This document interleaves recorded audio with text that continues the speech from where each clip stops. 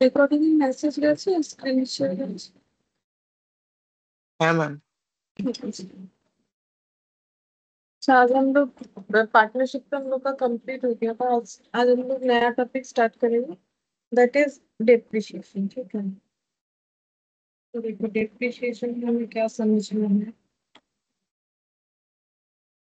पहले रीडिंग करते हैं डेप्रिशिएशन।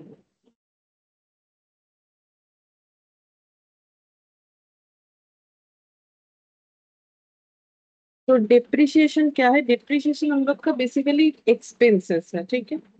लेकिन ये एक्सपेंसेस हमें किसी को पे नहीं करना पड़ता है, मतलब in the form of cash नहीं है। ये एक नॉन कैश एक्सपेंसेस है। इसको हम लोग लिखेंगे नॉन कैश एक्सपेंस। तो नॉर्मली बाकी बहुत सारे एक्सपेंसेस होते हैं बिजनेस के, जैसे कि रेंट का खर्चा हो सकता है, इलेक्ट्रिसिटी, तो ये सब in the form of cash, पैसे के फॉर्म में हमें पे करना पड़ता है, ठीक है। लेकिन डिप्रिशिएशन हम लोगों को किसी को पे नहीं करना पड़ता है, इसीलिए इसका नाम है नॉन कैश एक्सपेंसेस।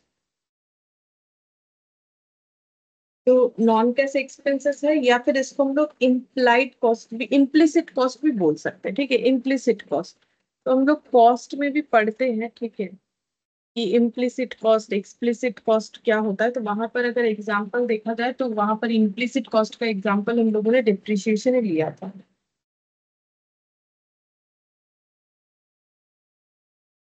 अब डिप्रिशिएशन होता क्या है? बेसिकली फिक्स्ड एसेट पे डिप्रिशिएशन चार्ज होता है। अगर कोई फिक्स्ड एसेट है हमारा तो उस पे क्या चार्ज होता है?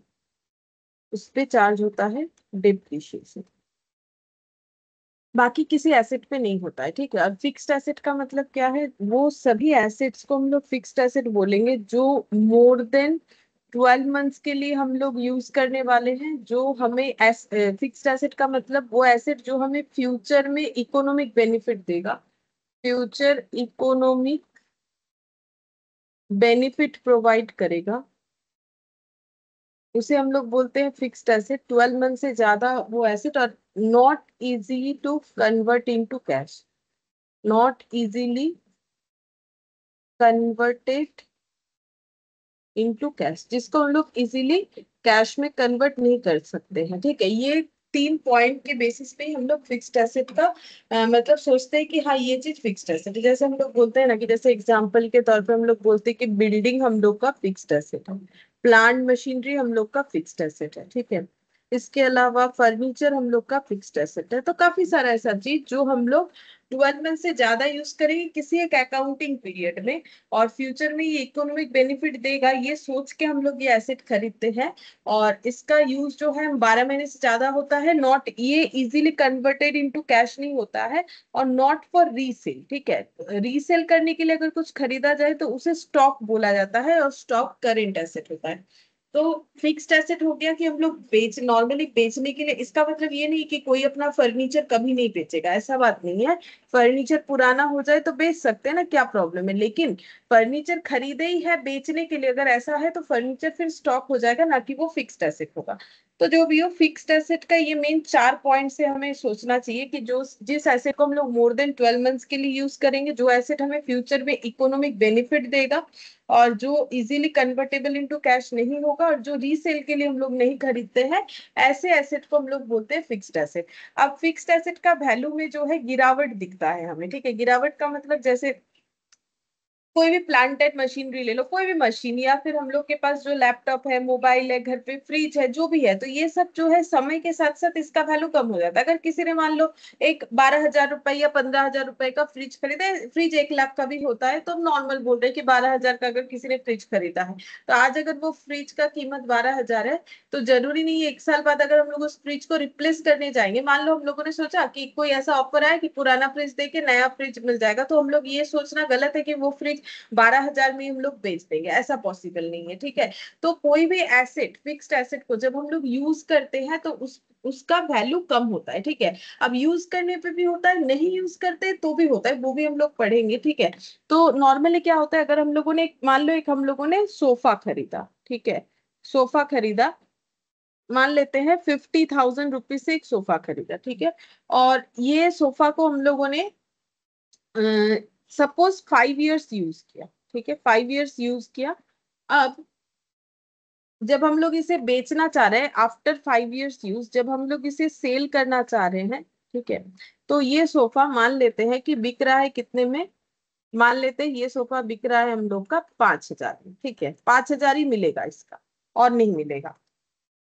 तो सोफा का वैल्यू कितने से कम हो गया, 5 साल में सोफा का वैल्यू 45,000 कम हो गया। तो क्या अपने आप कम हो गया? नहीं, 5 साल जो हम लोगों ने इसे यूज किया तो इसका वैल्यू कम हुआ है, ठीक है। ये जो वैल्यू कम हुआ इसको हम लोग बोलेंगे इस पे डेप्रिसिएशन लगा, ठीक है। डेप्रिसिएशन का मतलब है कि कोई भी एसेट को यूज करने पे फिक्स्ड एसेट का जो वैल्यू में कमी दिखता है, मतलब जो कम हो जाता है फिक्स्ड एसेट का वैल्यू, उसी को हम लोग डेप्रिसिएशन बोलते हैं। तो ये क्या हो गया, ये हो गया total depreciate value of sofa for 5 years। 5 years के लिए इतना वैल्यू कम हो गया। तो फिर पर ईयर के लिए कितना कम हुआ, पर ईयर के लिए कम हो गया है 9,000 रुपीज करके, ऐसे हम लोग मान सकते हैं, ठीक है। तो इसका मतलब डेप्रिसिएशन कितना करके हुआ, 9,000 पर एनम, हर साल हम लोगों ने 9,000 रुपए का, इसका मतलब जो है सोफा का यूज किया, इसका मतलब ये हो जाता है, ठीक है। तो बेसिकली डेप्रिसिएशन का अगर हम लोग डेफिनेशन लिखना चाहे तो इसका मतलब होता है, डेप्रिसिएशन का मतलब decrease in the value of fixed asset is called depreciation. तो फिक्स्ड एसेट के वैल्यू में जो डिक्रीज होता है समय के साथ साथ, उस डिक्रीज अमाउंट को ही हम लोग डेप्रिसिएशन बोलते हैं, ठीक है। अब ये नॉन कैश क्यों है, जैसे देखो एसेट का वैल्यू कम हो गया, तो क्या ये 9,000 रुपए करके कम हुआ, ये हम लोगों ने कैलकुलेशन से पता किया। तो क्या हमें 9,000 रुपए किसी को पे करना है? नहीं पे करना है, इसीलिए इसको नॉन कैश बोलते हैं, ठीक है।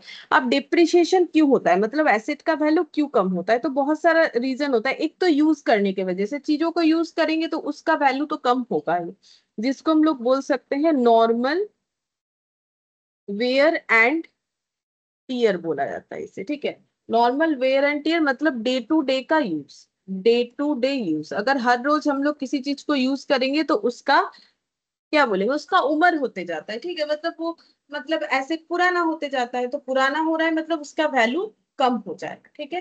फिर पासेज ऑफ टाइम, ठीक है, समय के साथ साथ जैसे जैसे समय जाता जाता है, ठीक है, चले जाता है, वैसे ही एसिड के वैल्यू में ऑटोमेटिकली गिरावट दिखता है, चाहे हम लोग उसे यूज करें या ना करें। मतलब जैसे देखो कि हम लोगों ने एक जो है मोबाइल फोन खरीदा और उसे रख दिया, यूज ही नहीं किया, खोल के भी देखा नहीं, उसे एज इट इज उठा के रख दिया, ठीक है।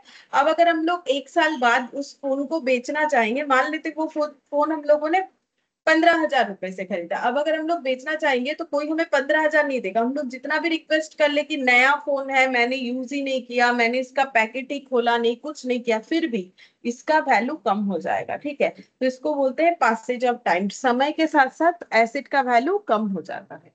फिर चेंज इन टेक्नोलॉजी,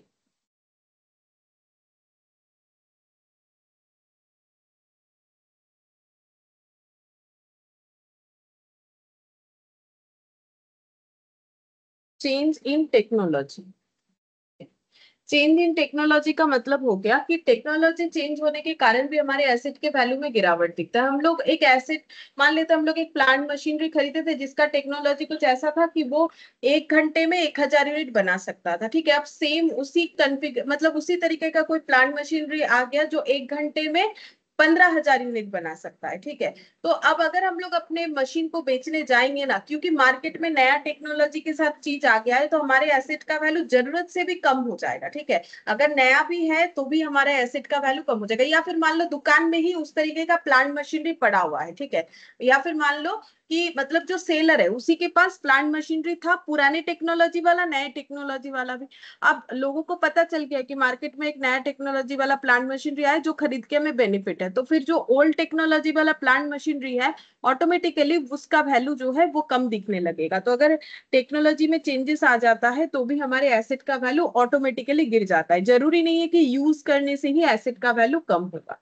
फिर decrease in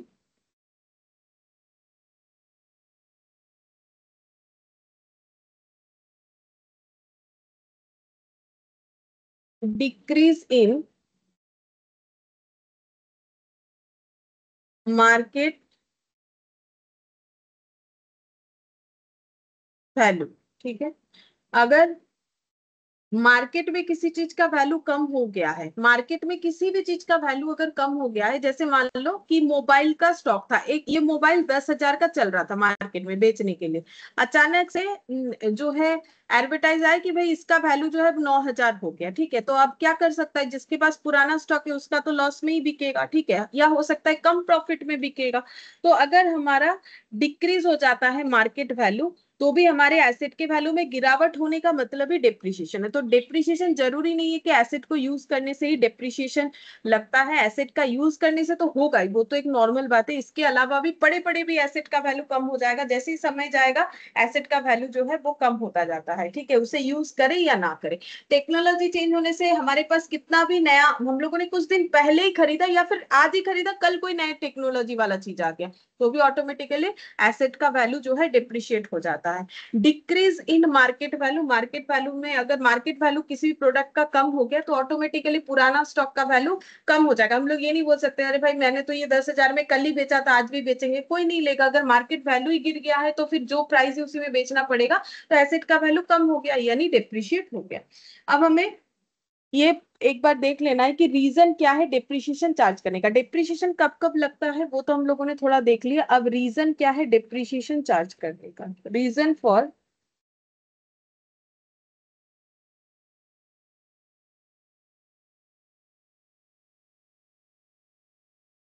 charging depreciation, depreciation charge करना क्यों जरूरी है, तो पहला पॉइंट है टू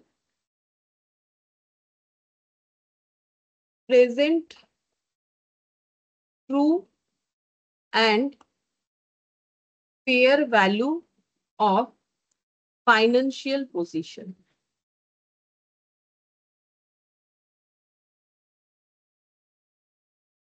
तो present true and fair value of financial position, financial position का मतलब वही ट्रेडिंग पीएल बैलेंस शीट ये सब। ठीक है, अगर हमें अपना trading PL balance sheet, trading में ग्रॉस प्रॉफिट आता है, पीएल से नेट प्रॉफिट आता है, बैलेंस शीट में एसेट लायबिलिटी दिखता है। अब अगर हमें अपना जो फाइनेंशियल पोजीशन है उसका ट्रू वैल्यू दिखाना है, मतलब हमें सही सही नेट प्रॉफिट और सही सही ग्रॉस प्रॉफिट कैलकुलेट करना है, तो हमें जरूर डिप्रिशिएशन चार्ज करना चाहिए। क्यों, जैसे कि डिप्रिशिएशन नॉर्मली पीएल में होता है, तो हम वही एग्जांपल दे रहे हैं। तो पीएल में हम लोग यहाँ पर क्या ब्रॉट डाउन करते हैं, ग्रॉस प्रॉफिट ब्रॉट डाउन करते हैं, और यहाँ पर क्या लिखते हैं, एक्सपेंसेस लिखते हैं। तो ग्रॉस प्रॉफिट से एक्सपेंसेस पे होने के बाद क्या मिल जाता है, हमें नेट प्रॉफिट मिल जाता है। अगर बाई चांस हम लोग एक्सपेंसेस में यहाँ पर डिप्रिशिएशन नहीं दिखाए, एक्सपेंसेस यहाँ पर काफी तरह का हो सकता है, बिजनेस को ऑपरेट करने के लिए जो भी एक्सपेंसेस होता है, जैसे कि इलेक्ट्रिसिटी का खर्चा, प्रिंटिंग पोस्टेज का खर्चा, रेंट का खर्चा, बहुत सारा होता है। ठीक है, तो अगर डिप्रिशिएशन हम लोग चार्ज करना भूल गए, एक खर्चा कम दिखाए तो प्रॉफिट ज्यादा दिखेगा, नॉर्मल बात है ना। मैंने एक खर्चा कम दिखाया, जैसे मान लेते मेरा ग्रॉस प्रॉफिट आया तो 200 रुपए, मैंने खर्चा दिखाया 100 रुपए, लेकिन मेरा 50 रुपए का डिप्रिशिएशन था वो मैंने नहीं दिखाया, तो मेरा प्रॉफिट 100 दिखेगा। और अगर हम सही तरीके से 50 रुपए जो डिप्रिशिएशन है वो भी दिखाते तो मेरा प्रॉफिट कितना दिखता, 50 दिखता। ठीक है, तो अगर हम लोग कोई एक्सपेंसेस नहीं दिखाएंगे, क्योंकि ये नॉर्मल बात है, खर्चा अगर गलत कैलकुलेट करेंगे तो हमारे हाथ में ज्यादा पैसा दिखेगा, ज्यादा प्रॉफिट दिखेगा। तो अगर हमें अपने बिजनेस की जो फाइनेंशियल स्टेटमेंट है उसे सही दिखाना है तो हमें डिप्रिशिएशन चार्ज करना चाहिए। और इसमें टैक्स बेनिफिट भी होता है, ज्यादा प्रॉफिट दिखाएंगे तो ज्यादा टैक्स देना पड़ेगा ना, लेकिन जब हमें अलाउड है डिप्रिशिएशन को एज ए एक्सपेंसेस दिखाना तो हमें दिखाना चाहिए। पहला बात है तो नेट प्रॉफिट सही नहीं आएगा, दूसरा बात है हमें टैक्स बेनिफिट भी नहीं मिलेगा अगर हम लोग डिप्रिशिएशन नहीं दिखाते हैं तो। फिर नेक्स्ट यहाँ पर हो जाएगा टू एक्यूमुलेट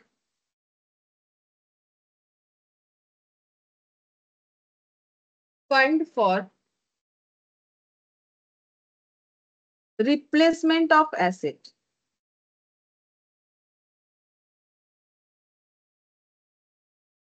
ठीक है, हम लोग क्या कर सकते हैं, अगर हम लोग डेप्रिसिएशन चार्ज करते हैं तो हम लोग एसेट को रिप्लेस करने के लिए फंड एक्यूमुलेट करने में भी हमें हेल्प होता है। जैसे जैसे मान लेते हैं, मैंने यहाँ पर एक सोफा का एग्जांपल लिया था अभी थोड़ी देर पहले, तो हम लोग का क्या हुआ, हर साल इस सोफे का यूज करने का खर्चा यानी डेप्रिसिएशन 9,000 पर मंथ आया। अगर हम लोग ऐसा सोच लेते हैं कि मेरा तो हर साल सोफा का वैल्यू 9,000 रुपए से कम हो जा रहा है, मतलब जैसे मैंने कैलकुलेशन किया उसके बेसिस पे, तो हम क्यों ना 9,000 करके हर बार हर ईयर जो है सेट असाइड करके रखे, ठीक है। अगर हम 9,000 करके, क्योंकि मुझे पता है कि मेरा सोफा यूज करने से हर साल वो 9,000 से कम हो जाता है, मैंने एक कैलकुलेशन से ये पता किया, ठीक है। अब ये डेप्रिसिएशन जो होता है ना, इसका कोई एग्जैक्ट रूल्स नहीं है, ये जो है एस्टिमेटेड वे में ऑर्गेनाइजेशन टू ऑर्गेनाइजेशन वेरी करता है, वो उस हिसाब से लगाते, कोई परसेंटेज फिक्स नहीं है कि इस पे इतना ही लगना चाहिए उस पे उतना लगना चाहिए। तो 9,000 करके हो रहा है। अब हम मुझे पता चल गया कि मेरे एसेट का वैल्यू 9,000 करके कम हो रहा है, तो मैंने 9,000 करके सेट असाइड करना स्टार्ट कर दिया। मुझे पता था कि मैंने एस्टिमेट किया था कि ये एसेट को हम लगभग 5 साल तक यूज करेंगे, तो 9,000 करके अगर हम 5 साल तक सेट असाइड करेंगे तो मेरे पास 45,000 होगा। अब जब हम नया सोफा खरीदने जाएंगे तो इसके साथ और मुझे जितने का सोफा खरीदना है उसमें एडिशनल मनी देके हम उस सोफे को परचेज कर सकते हैं। तो अगर हम लोग डिप्रिशिएशन, हमें पता है कि भाई एसेट का वैल्यू मेरा इतने से कम हो रहा है, तो हम उतना अमाउंट को सेट असाइड कर सकते हैं ताकि मुझे फ्यूचर में एसेट को खरीदने में आसानी हो। तो to accumulate fund for replacement of asset, इसके ऊपर जो मेथड है उसे बोलते हैं प्रोविजन फॉर डिप्रिशिएशन या accumulated depreciation method.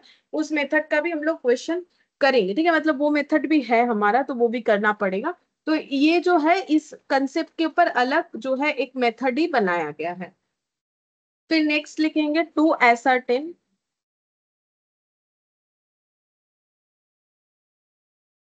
True cost of production. True cost of production, तो अगर हम लोग कुछ भी गुड्स प्रोड्यूस करके बेच रहे हैं, कुछ भी बना सकते हैं, ठीक है, जैसे हम लोग जो है सोप बना सकते हैं, अगर कोई soap manufacturing, biscuits manufacturing company जो भी है, T shirt manufacturing company, cosmetics बना रही, तो जो भी हम लोग मैन्युफैक्चर कर रहे हैं, तो मैन्युफैक्चर करने का तो एक खर्चा लगता है कि भाई ये चीज मैंने बना के बेचना है, तो मेरा ये चीज बनाने के लिए ये रॉ मेटेरियल, ये लेबर, ये सब लगेगा, ठीक है। तो अब मेरा जो भी खर्चा है उसमें अगर मेरा जो प्रोडक्ट बनता है उसमें मशीन का यूज होता है मान लो, ठीक है, तो मशीन का एक डिप्रिशिएशन होगा। या फिर मशीन नहीं भी होता है तो फैक्ट बिल्डिंग जहां पर है, जहां पर ये बिजनेस हो रहा है, ठीक है, तो मेरा हर एक खर्चा तो मेरे प्रोडक्ट के कॉस्ट में ऐड होना चाहिए। जो प्रोडक्ट बन के रेडी होगा उसमें मेरा A to Z खर्चा मुझे ऐड करना है, फिर उस पर प्रॉफिट लगा के मुझे कस्टमर को बेचना है। अब हम ऐसा थोड़ी बोलेंगे कि अच्छा ये बिल्डिंग का जो डेप्रिशिएशन है ये हम प्रोडक्ट के कॉस्ट में नहीं जोड़ेंगे, ये बिल्डिंग का जो रेंट है ये हम नहीं जोड़ेंगे, फैक्ट्री में जो मशीन्स लगे हुए, फैक्ट्री में जो इलेक्ट्रिसिटी लगे हुए उसका खर्चा नहीं जोड़ेंगे। सब जोड़ना पड़ता है, सब आइडेंटिफाई करके हमें जोड़ना पड़ता है। तो वो कैसे जोड़ा जाता है, उसका कॉस्ट अकाउंटिंग में चैप्टर होता है ओवरहेड, वहां पर हम लोग ये चीज सीख सकते हैं, ठीक है। तो जब जिसका होगा तब सीख सकते हैं। तो यहाँ पर जो है ट्रू कॉस्ट ऑफ प्रोडक्शन, मतलब अगर मुझे कॉस्ट ऑफ प्रोडक्शन पता करना है तो मुझे सारी चीजों को जोड़ना पड़ेगा, तो उसमें मुझे डिप्रिशिएशन को भी जोड़ना पड़ेगा। अगर नहीं जोड़ेंगे तो मेरा प्रोडक्ट का कॉस्ट गलत कैलकुलेट होगा, तो अगर कॉस्ट गलत कैलकुलेट होगा तो हम सेल भी सही प्राइस में नहीं कर पाएंगे जब तक मुझे ये नहीं पता चलेगा कि मेरा प्रोडक्ट का कॉस्ट कितना है। जैसे मान लेते हैं हम पेन बना के बेचते हैं, तो पेन को बनाने के लिए जो भी रॉ मेटेरियल चाहिए वो मुझे ऐड करना पड़ेगा, जो भी मेरा लेबर कॉस्ट है, ठीक है, या फिर जो भी मेरा अदर एक्सपेंसेस है, अदर एक्सपेंसेस में ये डिप्रिशिएशन वगैरह आ जाता है, मेन ये रॉ मटेरियल लेबर होता है। तो अदर एक्सपेंसेस में मुझे डिप्रिशिएशन भी जोड़ना चाहिए, अगर वो हम नहीं जोड़ेंगे तो मुझे तो कस्टमर से ही सारा पैसा रिकवर करना है, थोड़ी ना अपने पॉकेट से देना है। तो मेरा हर एक खर्चा जुड़ना चाहिए, तो अगर डिप्रिशिएशन भी मेरा खर्चा है बिजनेस का तो मुझे वो भी अपने प्रोडक्ट के कॉस्ट में ऐड कर लेना चाहिए। तो फिर अगर मुझे ट्रू कॉस्ट पता करना है तो फिर मुझे डिप्रिशिएशन को फाइंड आउट करके वो भी ऐड ऑन करना चाहिए। To ascertain true result of operation, ठीक है, मतलब ये जो है ट्रू रिजल्ट ऑफ ऑपरेशन, ये पॉइंट 1 में मैंने जो बोला था और ये बिल्कुल सेम है, ठीक है। यहाँ पर भी देखो present true and fair value of financial position, यहाँ पर था ट्रू रिजल्ट ऑफ ऑपरेशन। तो मैंने यहाँ पर बोला था कि मेरा जीपीएनपी सही आना चाहिए। तो एक्चुअली क्या है कि ये ट्रू रिजल्ट ऑफ ऑपरेशन का मतलब ही वही है, ऑपरेशन मतलब मैंने जो काम किया, ठीक है, उससे मेरा क्या हुआ, बिजनेस में एक साल में मेरा प्रॉफिट हुआ, लॉस हुआ, जब ये कैलकुलेट करेंगे तो मुझे वहां डिप्रिशिएशन लगाना चाहिए क्योंकि वो भी मेरे बिजनेस का एक्सपेंसेस होता है। तो फिर फाइनेंशियल पोजीशन और ये क्या सेम है? नहीं, सेम नहीं है, थोड़ा सा अलग होगा। मैंने एक्चुअली ये फाइनेंशियल पोजीशन में मैंने पीएल का कंसेप्ट बता दिया, पीएल का कंसेप्ट यहाँ पर होगा। फाइनेंशियल पोजीशन का मतलब बैलेंस शीट का बात हो रहा है, ठीक है। जैसे मतलब एक्चुअली क्या होता है, फाइनेंशियल स्टेटमेंट का मतलब उसमें जो है ट्रेडिंग, पीएल, बैलेंस शीट तीनों ही आता है। तो ये दोनों पॉइंट को हम लोग कंबाइन करके भी लिख सकते हैं। To present true and fair value of the financial position and operation. Operation का मतलब है कि सही जीपी और सही एनपी कैलकुलेट करना, और फाइनेंशियल पोजीशन का मतलब है सही बैलेंस शीट को बनाना। अब बैलेंस शीट में एसेट का क्या इंपैक्ट होता है, बैलेंस शीट में एसेट का इंपैक्ट ये होता है कि एसेट साइड में एसेट दिखता है, तो जो मेरा फिक्स्ड एसेट है वो मुझे लिखना पड़ता है। अब मेरा फिक्स्ड एसेट था, मान लेते हैं एक मेरा प्लांट था 1 लाख रुपए का, और हर साल उस पर 10,000 का डिप्रिशिएशन होता है। तो अगर प्लांट पहले 1 लाख था, 1 साल यूज होने के बाद अब उसका वैल्यू 90,000 होगा, अगर 10,000 का डिप्रिशिएशन लगता है। तो मुझे अगर मेरे बैलेंस शीट का भी सही वैल्यू दिखाना है तो मुझे डिप्रिशिएशन का यूज करना पड़ेगा, ठीक है। तो यहाँ पर वही बोला है कि रीजन क्या है डिप्रिशिएशन को यूज करने का। तो डिप्रिशिएशन को यूज करने का मेन रीजन यही है कि मेरा ट्रेडिंग पीएल बैलेंस शीट सही दिखे। मुझे अगर कभी एसेट को रिप्लेस करना हो तो डिप्रिशिएशन मुझे उसमें हेल्प करता है कि भाई इतना डिप्रिशिएशन है तो इतना करके फंड एक्यूमुलेट करना चाहिए मुझे एसेट को खरीदने के लिए। और जो मेरा ट्रू कॉस्ट है प्रोडक्शन का वो अगर मुझे पता करना है तो भी मुझे डिप्रिशिएशन चार्ज करना चाहिए, ठीक है। तो ये हो गया हमारा बेसिक आइडिया कि डिप्रिशिएशन क्या होता है, ठीक है, और डिप्रिशिएशन को क्यों चार्ज करते हैं, और डिप्रिशिएशन कब कब लगता है, किस पे लगता है, फिक्स्ड एसेट पे, फिक्स्ड एसेट होता क्या है। अच्छा, अब इसमें एक नोट लगा देंगे। डिप्रिशिएशन जो है वो एक फिक्स्ड एसेट पे चार्ज नहीं होता है, जिसको बोलेंगे लैंड, यानी खाली जमीन, ठीक है। खाली जमीन का वैल्यू कभी कम नहीं होता है, अगर सुनेंगे तो खाली जमीन का वैल्यू हमेशा बढ़ता है, ठीक है। एक अगर वैकेंट लैंड है तो उसका वैल्यू दिन ब दिन बढ़ेगा, कभी कम नहीं होगा, क्योंकि वो डेप्रिशिएट नहीं होता है। Depreciation is not charged on land. ये भी फिक्स्ड एसेट है, लेकिन इस पे डेप्रिशिएशन चार्ज नहीं होता है, इसका वैल्यू बढ़ते जाता है। It's value always increases, that is appreciation. इसको बोलते हैं एप्रिशिएशन होना, इसका वैल्यू ऑलवेज जो है एप्रिशिएट होता है। अच्छा, अब जैसे कि मैंने बता दिया कि लैंड का हमेशा होता है एप्रिशिएशन, क्योंकि इसका वैल्यू कभी कम नहीं होता है। जैसे लैंड पे कुछ बन जाएगा, जैसे ये खाली लैंड था, अब इस पे ये बिल्डिंग बन गया, तो ये बिल्डिंग का डिप्रिशिएशन होगा। अच्छा, तो अगर सिर्फ बिल्डिंग है, क्वेश्चन में बिल्डिंग का वैल्यू क्या होता है, कम होते जाता है। देखो जितने पुराने बिल्डिंग है उसका वैल्यू नए बिल्डिंग के मुकाबले कम हो जाएगा, क्योंकि वो यूज करते करते हो जाता है डिप्रिशिएट, ठीक है। लेकिन अगर हमारे पास ऐसे दिया हुआ है लैंड एंड बिल्डिंग, कभी कभी क्वेश्चन में ऐसे रहता है, मतलब ये लॉजिक बता रहे, यहाँ पर तो हमें सभी क्वेश्चन में डिप्रिशिएशन ही कैलकुलेट करने बोलेगा, क्योंकि हम लोगों ने टॉपिक जो है डिप्रिशिएशन लिया है, तो यहाँ हर जगह पे डिप्रिशिएशन बोलेगा। लेकिन हम एक कंसेप्ट बता रहे हैं कि अगर खाली लैंड बोल रहा है तो मत बढ़ाओ, ये रहा है खाली जमीन, तो इसका हमेशा एप्रिसिएशन होगा। एक बिल्डिंग दिख रहा है तो इसका हमेशा डेप्रिसिएशन होगा। लेकिन लैंड एंड बिल्डिंग मतलब ये रहा लैंड, इसके ऊपर बिल्डिंग है, ठीक है। तो जब लैंड एंड बिल्डिंग एक साथ दिया हुआ है और अगर हम लोग दोनों का वैल्यू अलग अलग बाइफरकेट नहीं कर सकते हैं, ठीक है, क्योंकि लैंड के ऊपर ही बिल्डिंग बना हुआ है, तो ऐसे केसेस में दोनों पे डेप्रिसिएशन लग जाता है, ठीक है। लेकिन नॉर्मली हमें ये सब जो है क्वेश्चन के तरफ से अगर देखें, मतलब एकेडमिक वे में कभी भी हमें लैंड एंड बिल्डिंग बोल के लैंड का वैल्यू अलग बिल्डिंग का वैल्यू अलग इस तरीके का देता नहीं है, हमें एक साथ ही देता है। लैंड एंड बिल्डिंग रहने से हम लोग डिप्रिशिएशन चार्ज भी कर देते, इसीलिए कर देते हैं क्योंकि लैंड के ऊपर बिल्डिंग है, दोनों का कंबाइंड वैल्यू है। अब बिल्डिंग पे डिप्रिशिएशन होना चाहिए, खाली लैंड पे होना नहीं चाहिए, लेकिन खाली लैंड तो है नहीं, लैंड के ऊपर, क्योंकि बिल्डिंग तो किसी जमीन पे ही रहेगा ना, तो जब जमीन और उसके साथ बिल्डिंग बना हुआ है तब उस पर डिप्रिशिएशन होना चाहिए। अच्छा, अब नेक्स्ट यहाँ पर लिखेंगे डेप्रिशिएशन जो है वो किस पे चार्ज करेंगे, मतलब डेप्रिशिएशन चार्ज करना है वो समझ में आ रहा है, लेकिन किस पे चार्ज करना है, फिक्स्ड एसेट के कॉस्ट पे। तो यहाँ पर लिखेंगे charge on cost of fixed asset. Fixed asset के कॉस्ट पे डेप्रिशिएशन को चार्ज करना होता है, ठीक है। उसका अलग अलग मेथड होगा, हम लोग सीखेंगे।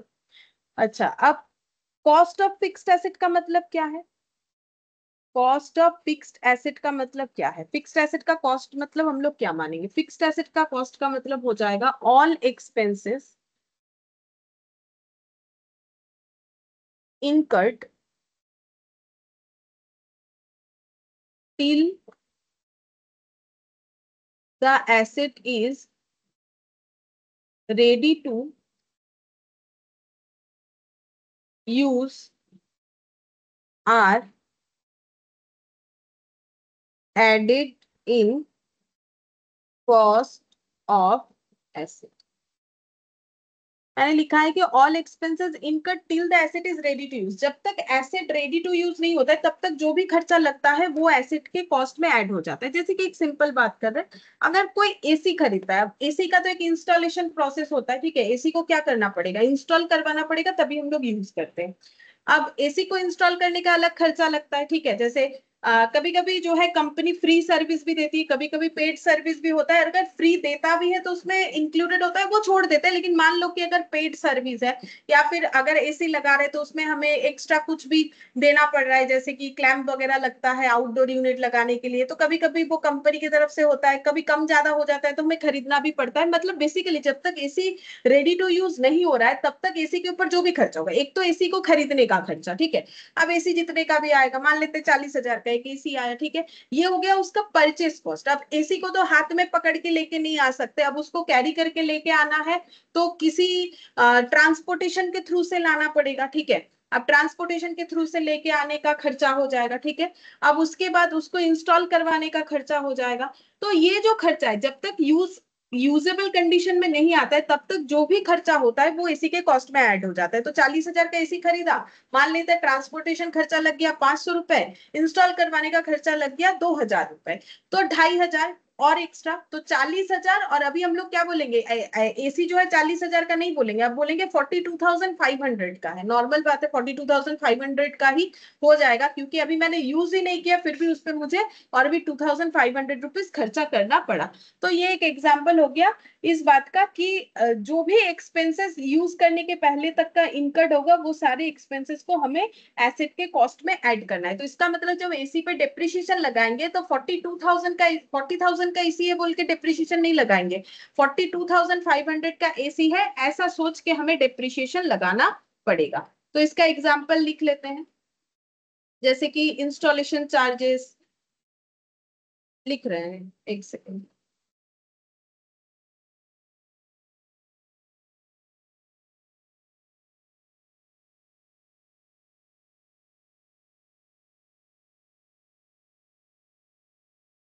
इंस्टॉलेशन चार्जेस, अगर कोई ऐसा एसेट है जिसे इंस्टॉल करने के बाद ही यूज कर सकते हैं तो इंस्टॉलेशन चार्जेस।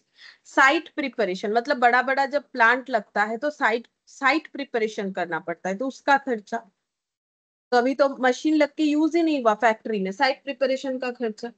अच्छा, ट्रायल एंड रन एक्सपेंसेस, तो कभी कभी हमें क्या करना पड़ता है, मशीन्स पे ट्रायल रन करना पड़ता है कि मशीन ठीक से चल रहा है कि नहीं। पहले थोड़ी ना कस्टमर का कोई चीज यूज कर लेंगे, पहले खुद का कोई चीज हमें यूज करके देखना चाहिए सही चल रहा है खराब चल रहा है। तो ट्रायल रन करेंगे तो उसमें हमारा जो भी एक्सपेंसेस होगा तो वो भी हमारा इनकम होने के पहले का हो गया। मतलब उस एसेट से इनकम, मतलब हम लोगों ने क्या किया, ट्रायल रन का मतलब क्या है, जैसे होता है ना जेरोक्स वगैरह करवाने जाते हैं कभी या प्रिंट आउट निकालने जाते हैं तो पहला बार जब किया जाता है तो वो कभी कभी ऐसा होता है कि अगर कोई खाली ब्लैंक पेज है उसमें करके चेक करके देख लेते हैं कि सही चल रहा है कि नहीं, उसके बाद जो है कस्टमर के चीजों को यूज किया जाता है, ठीक है। तो ट्रायल रन एक्सपेंसेस, तो ये भी हमारे अगर रेडी टू यूज के पहले हो रहा है तो ट्रायल रन एक्सपेंसेस भी हमारे फिक्स्ड एसेट के कॉस्ट में ऐड होना चाहिए।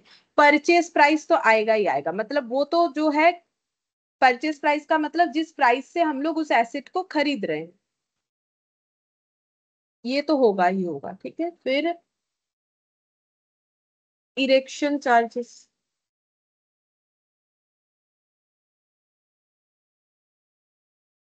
ठीक है, या फिर एटसेट्रा। अब इसका तो बहुत लंबा लिस्ट हो सकता है, कुछ भी हो सकता है, बस हमें क्वेश्चन में ये चीज आइडेंटिफाई कर लेना है कि क्या ये एक्सपेंसेस रेडी टू यूज के पहले था, तो फिर हमें उस एक्सपेंसेस को अपने फिक्स्ड एसेट के कॉस्ट में ऐड करके उसका सही कॉस्ट कैलकुलेट करके देखना है, ठीक है। अच्छा, फिर नेक्स्ट पॉइंट एक लिखेंगे, गवर्नमेंट ग्रांट और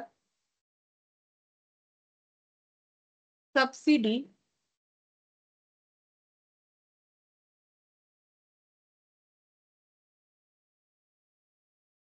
अगेंस्ट फिक्स्ड एसेट। मतलब कभी कभी होता है कि बड़ी बड़ी कंपनियां जब प्लांट मशीनरी वगैरह खरीदती है ना, तो ऐसा भी होता है कि गवर्नमेंट की तरफ से उसमें सब्सिडी होता है कि ये इतने कम में मिल जाएगा, ठीक है।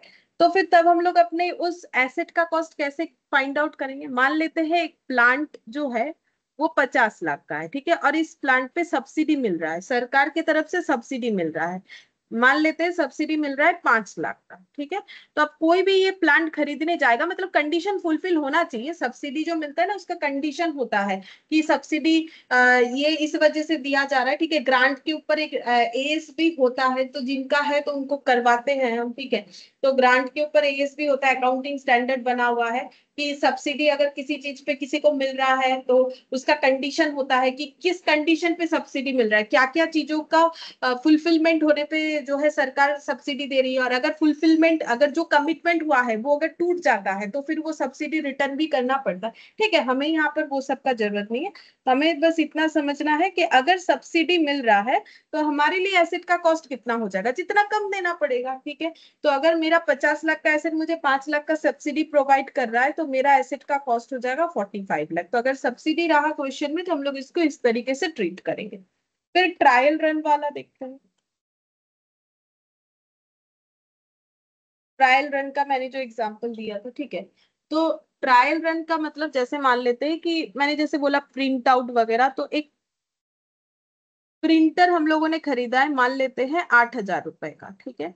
अच्छा, अब इस पे हम लोगों ने ट्रायल रन किया कि देखते हैं कैसा प्रिंट हो रहा है, ठीक है। तो काफी सारे A4 पेपर लाए और हम लोगों ने चेक करके देखा कि ब्लैक एंड व्हाइट कैसे आ रहा है, ठीक है, कलर प्रिंट कैसे आ रहा है। तो हमारा तो एक एक्सपेंस हुआ ना। हम लोगों ने सोचा था ये प्रिंटर जो है इस पे प्रिंट प्रिंट करके हम लोग एक बिजनेस करेंगे, पैसा वैसा कमाएंगे, ठीक है। पहले प्रिंटर खरीदा 8,000 का।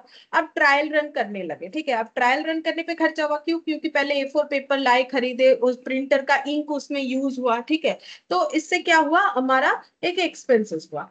अब मान लेते हैं कि जो भी पेजेस में हम लोगों ने ट्रायल रन किया वो पेज हम लोग मार्केट में स्क्रैप में बेच सकते हैं। मतलब जब रद्दी वाला आएगा, जैसे हम लोग पेपर वेपर बेचते हैं ना, न्यूज़पेपर वगैरह, तो हम लोग उसमें ये भी बेच सकते हैं अगर बिकेगा तो। अगर मान लेते हैं कि बिकेगा तो हम लोग क्या कर सकते हैं, उसको स्क्रैप के भाव में बेच दिया। तो हम लोग ऐसे कर सकते हैं कि हम लोगों ने उसको मान लेते हैं 100 रुपए में बेच दिया, ठीक है। ट्रायल रन का जो मतलब ट्रायल रन से जो स्क्रैप निकला उसको हम लोगों ने 100 रुपए में बेच दिया। तो अब हम लोग बोलेंगे कि हमारे प्रिंटर का कॉस्ट 7,900 है। मतलब ट्रायल रन से निकला हुआ आउटपुट, उसका अगर कोई मार्केट वैल्यू है तो वो हमारे एसेट के कॉस्ट को कम करेगा, ठीक है। जैसे एसेट खरीदने के बाद यूज करने के पहले जो भी खर्चा होता है वो एसेट के कॉस्ट में ऐड होगा। तो यूज करने के पहले अगर हमारा किसी तरीके से इनकम होता है, जैसे सरकार ने सब्सिडी दिया, ये तो इनकम नहीं हुआ, मुझे कम देना पड़ेगा, तो एसेट का वैल्यू मैंने 45 लाख दिखा दिया। मेरा जो ट्रायल रन से आउटपुट आया वो मेरा मार्केट में सेलेबल है, तो फिर मैंने उसे बेच दिया 100 रुपए में, जितना भी, ये एग्जाम्पल है, 100 रुपए हो या जितना भी आएगा। तो हम लोग का एसेट का कॉस्ट 7,900 हो गया। तो ये कुछ कंसेप्ट हमें क्वेश्चन करने के लिए चाहिए। इसके बाद हम सीधा मेथड्स में आते हैं कि हमें यहाँ पर क्या क्या मेथड्स जो है पढ़ने पड़ेंगे। तो मेथड ऑफ डेप्रिसिएशन में सबसे पहले पढ़ेंगे straight line method.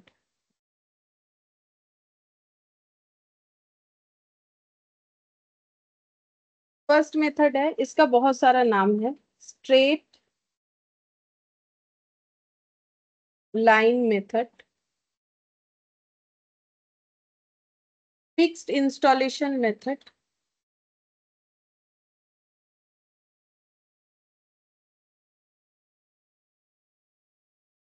Historical cost method,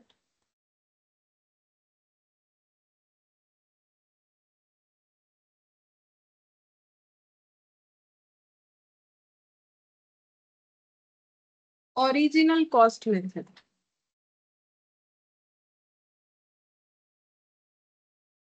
तो तो इतना सारा नाम होता है, पता नहीं कौन सा नाम हमें दे दे क्वेश्चन में, तो सारे नाम मैंने इसलिए लिखवा दिए, ठीक है। जो मेरा स्ट्रेट लाइन मेथड है वही मेरा फिक्स्ड इंस्टॉलेशन मेथड है, वही मेरा हिस्टोरिकल कॉस्ट मेथड है, वही मेरा अच्छा सॉरी, ये इंस्टॉलेशन नहीं, इंस्टॉलमेंट होगा, इंस्टॉलमेंट।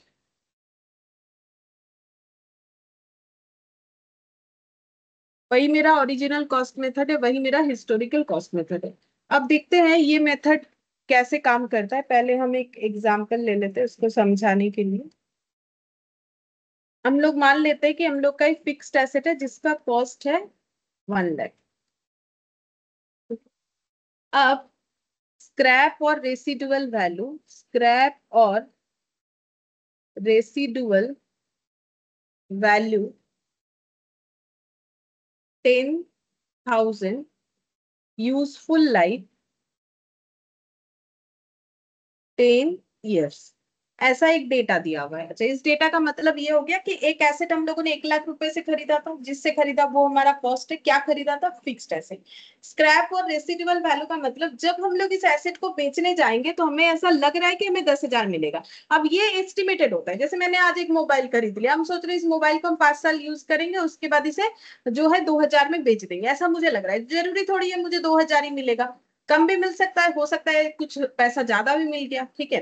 तो ये एस्टिमेटेड होता है। तो ये जो फ्यूचर में मुझे ये पैसा मिलेगा जब भी ये एसेट बेचने जाएंगे, उस चीज को बोलते हैं स्क्रैप और रेसिडुअल वैल्यू। रेसिडू मतलब बचा हुआ वैल्यू। तो हम मान रहे हैं कि 1 लाख का एसेट का बचा हुआ वैल्यू 10,000 होगा, कितने दिन बाद, 10 साल बाद। यूजफुल लाइफ मैंने मान लिया है 10 साल, इसको एस्टिमेटेड यूजफुल लाइफ भी बोलते हैं।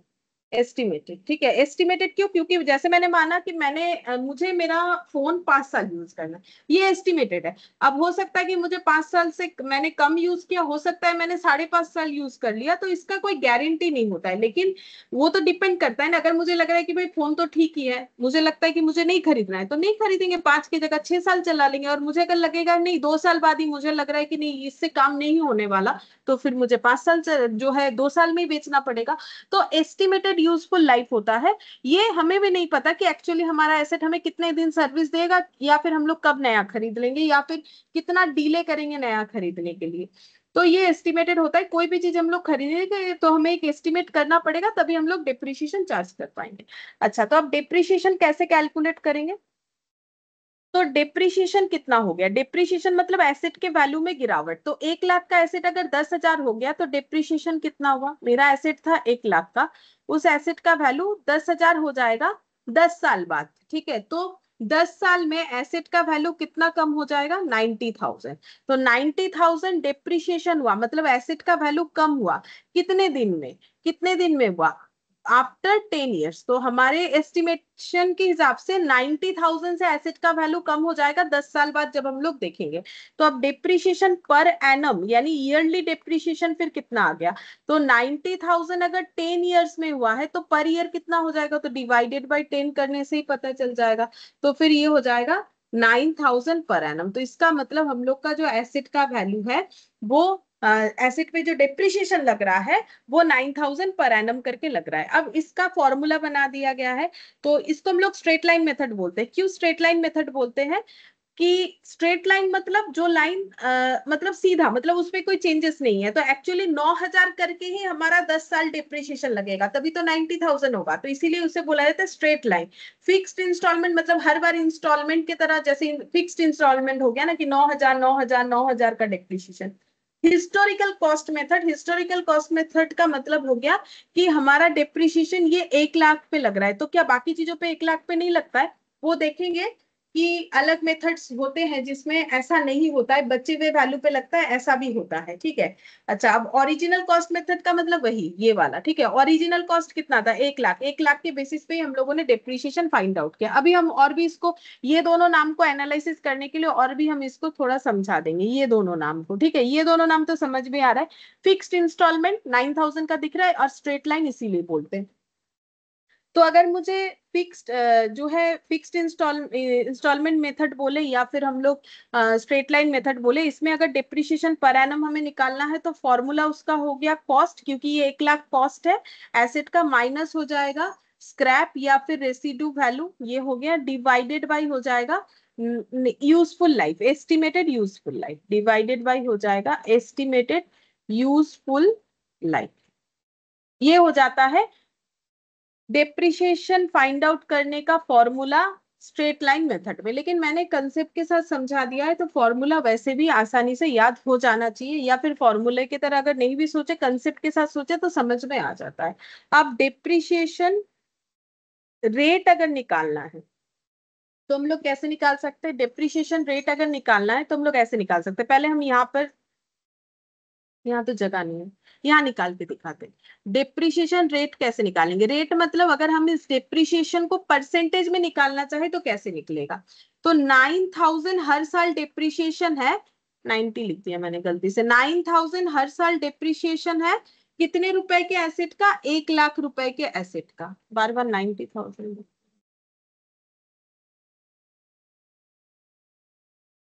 1,00,000 रुपए के एसेट का। तो फिर कितना रेट ऑफ डेप्रिसिएशन हो गया? तो यहाँ 5 zero, 3 zero, 3 zero cancel out, 2 zero 2 zero cancel out, तो 9% पर एनम करके डेप्रिसिएशन लग रहा है। ठीक है, अब ये जो है ना कि हिस्टोरिकल कॉस्ट या ओरिजिनल कॉस्ट मेथड, तो अगर मुझे डेप्रिसिएशन का रेट बता रहा है क्वेश्चन में, अगर मुझे ऐसे नहीं बता के मुझे क्वेश्चन में बता दिया, ये वाला नहीं बताया मान लेते हैं, ठीक है, और मुझे क्वेश्चन कुछ इस तरीके से बता दिया है कि फिक्स्ड एसेट का कॉस्ट है 1,00,000, ठीक है, और सिर्फ ये बता दिया है कि डेप्रिसिएशन रेट है 9% पर एनम, और यूजफुल लाइफ है, एस्टिमेटेड यूजफुल लाइफ है 10 इयर्स, तो हम लोग कैसे डेप्रिसिएशन निकाल सकते हैं? तब हम लोग ऐसे करके डेप्रिसिएशन निकालेंगे। यहाँ पर ये दिखा देते हैं, इधर 1,00,000 का एसेट है, इस पे 9% लगेगा यानी 9,000, ठीक है, तो फिर बचा हुआ वैल्यू कितना हो जाएगा? ये हो जाएगा आई थिंक 81,000। फिर डेप्रिसिएशन कितना लगेगा? फिर से 9%, तो 9% किस पे लगेगा? फिर 1,00,000 पे ही लगेगा, तो फिर से 9,000, ठीक है, तो बचा हुआ वैल्यू कितना आ जाएगा? 81 माइनस 9 करेंगे तो यहाँ पर आ जाएगा 72,000। फिर से डेप्रिसिएशन लगेगा क्योंकि हम लोग तो 10 साल यूज करेंगे ऐसा सोचे हैं, तो फिर से 9,000, तो ये 9,000 हो जाएगा 63,000। तो कहने का मतलब है कि हर बार जो ये डेप्रिसिएशन हम लोग लगा रहे हैं बस इतना ही कर रहे हैं, आगे का नहीं कर रहे, सेम तरीके से होगा। ये कैसे लग रहा है? 1,00,000 पे 9% लग रहा है, ठीक है, तो 1,00,000 मेरा क्या है? 1,00,000 मेरा ओरिजिनल कॉस्ट है जिससे मैंने एसेट को परचेज किया, या फिर बोल सकते हैं हिस्टोरिकल कॉस्ट है, ठीक है। तो हमेशा जो हिस्टोरिकल कॉस्ट मेथड या ओरिजिनल कॉस्ट मेथड इसीलिए बोला जाता है क्योंकि जितना बार डेप्रिसिएशन कैलकुलेट होगा वो ओरिजिनल कॉस्ट या फिर हिस्टोरिकल कॉस्ट पे ही होगा, अगर हमें क्वेश्चन परसेंटेज में बता रखा है। अगर परसेंटेज में नहीं बता के इस तरीके से बताए तो ऐसे करके हमें कैलकुलेट करना पड़ेगा। तो डेप्रिसिएशन के रेट को कैलकुलेट करने का फॉर्मूला क्या हो गया? ऐसे, amount of depreciation per annum, देखो मैंने यहाँ पर 1 साल का डेप्रिसिएशन लिखा है, डिवाइडेड बाय हो जाएगा कॉस्ट ऑफ एसेट इंटू 100, ठीक है, ऐसे करके डेप्रिसिएशन का रेट कैलकुलेट किया जाएगा। तो अगर क्वेश्चन में हमें बोले कि डेप्रिसिएशन का रेट निकालना है तो हम लोग इस तरीके से कैलकुलेट कर सकते हैं। अच्छा, और एक तरीके से भी निकल जाएगा डेप्रिसिएशन पर एनम, और एक तरीके से भी निकल जाएगा cost of asset into rate of depreciation into time, ठीक है, ये भी हो जाएगा। मतलब अगर मुझे डेप्रिसिएशन पर एनम निकालना है और मुझे रेट दे दिया है तो हम कैसे निकाल सकते हैं? जैसे मैंने यहाँ पर 3 साल का ही लिखा ना, तो मुझे 10 साल का लिखना था, मैंने बोला इतना नहीं लिखेंगे, लेकिन हम लोग इस तरीके से निकाल सकते हैं, तो भी हमारा कितना आ जाएगा? ये 90,000 ही आ जाएगा। कैसे आएगा? कॉस्ट ऑफ एसेट 1,00,000, ठीक है, और डिप्रिसिएशन कितना करके लग रहा है? 9% हर साल, ऐसे करके कितना साल लगाना है? 10 साल लगाना है, ठीक है, तो कितना हो जाएगा? 90,000 हो जाएगा। तो 10 साल में टोटल डिप्रिसिएशन कितना आ जाएगा? ये 9,000 आएगा I think, per annum answer आएगा। देख लेते हैं हम एक बार कैलकुलेट करके कितना आ रहा है। 9,000 ही आना चाहिए, डिवाइडेड बाय 100 इंटू, अगर 10 साल के लिए करेंगे तो 90,000 आ जाएगा। हाँ, 10 साल के लिए करेंगे तो 90,000 आ जाएगा। तो ये मेरा हो जाएगा डेप्रिसिएशन पर एनम। हम ऐसे करके भी निकाल सकते हैं, लेकिन यहाँ पर जैसे मैंने टाइम 10 दे दिया है तो ये मेरा टोटल निकल गया 10 साल का, ठीक है। तो ये पीरियड के ऊपर डिपेंड करता है। अगर हम लोग 1 साल का लिखेंगे तो डिप्रिशिएशन पर एनम आ जाएगा। तो एक काम करते हैं ना, इसे पर एनम नहीं लिख के सिर्फ डिप्रिशिएशन लिख के रखते हैं। अगर हम लोग यहाँ पर टाइम क्या देंगे उसके ऊपर डिपेंड करेगा कि कितने समय का डिप्रिशिएशन निकल के आएगा। 2 साल होगा तो 2 साल का, 5 साल होगा तो 5 साल, 10 साल होगा तो 10 साल का। तो इस तरीके से हम लोग यूज कर सकते हैं फॉर्मूले का। अच्छा, अब नेक्स्ट यहाँ पर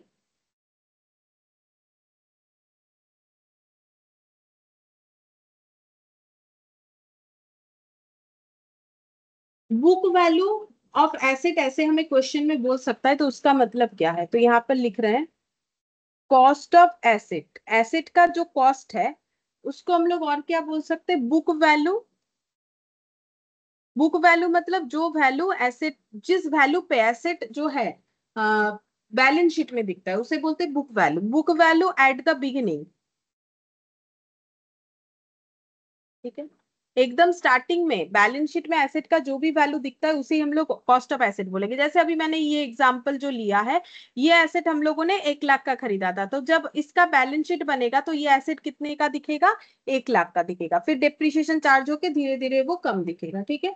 स्क्रैप वैल्यू का मतलब तो मैंने बता दिया है। स्क्रैप वैल्यू का मतलब हो जाएगा, इसको बुक वैल्यू से भी डिफाइन कर सकते हैं। स्क्रैप वैल्यू को हम लोग ये बोल सकते हैं, book value at end of useful life,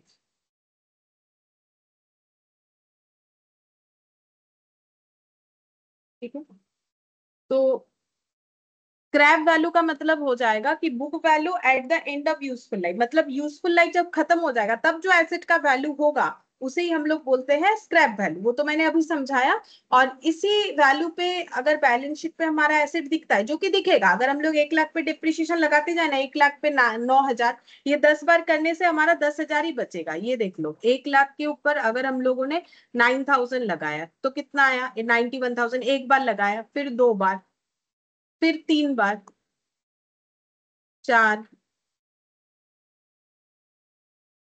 5, 6, 7, 8, 9, 10, ठीक है। तो जैसे ही यूजफुल लाइफ जो माना है उतना लगा देंगे तो एसेट का वैल्यू ऑफ बैलेंस शीट में कितना दिखेगा? 10,000। तो एंड में जो बुक वैल्यू में जो एसेट का वैल्यू दिखता है वो, उसी को हम लोग एसेट का रेसिड्यू बचा हुआ या फिर स्क्रैप वैल्यू कहेंगे, ठीक है। अच्छा, अब डिप्रिशिएशन का फॉर्मूला वगैरह तो लिखवा दिया। अच्छा, और एक चीज लिख देते हैं स्क्रैप वैल्यू के बारे में। स्क्रैप वैल्यू को हम लोग ये भी बोल सकते हैं, स्क्रैप वैल्यू का मतलब जो मैंने बोला उसी को लिखवा भी देते हैं। स्क्रैप वैल्यू का मतलब हो जाता है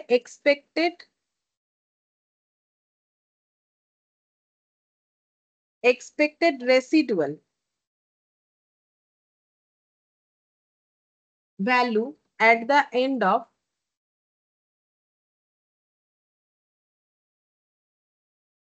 यूजफुल लाइफ ऑफ एसेट,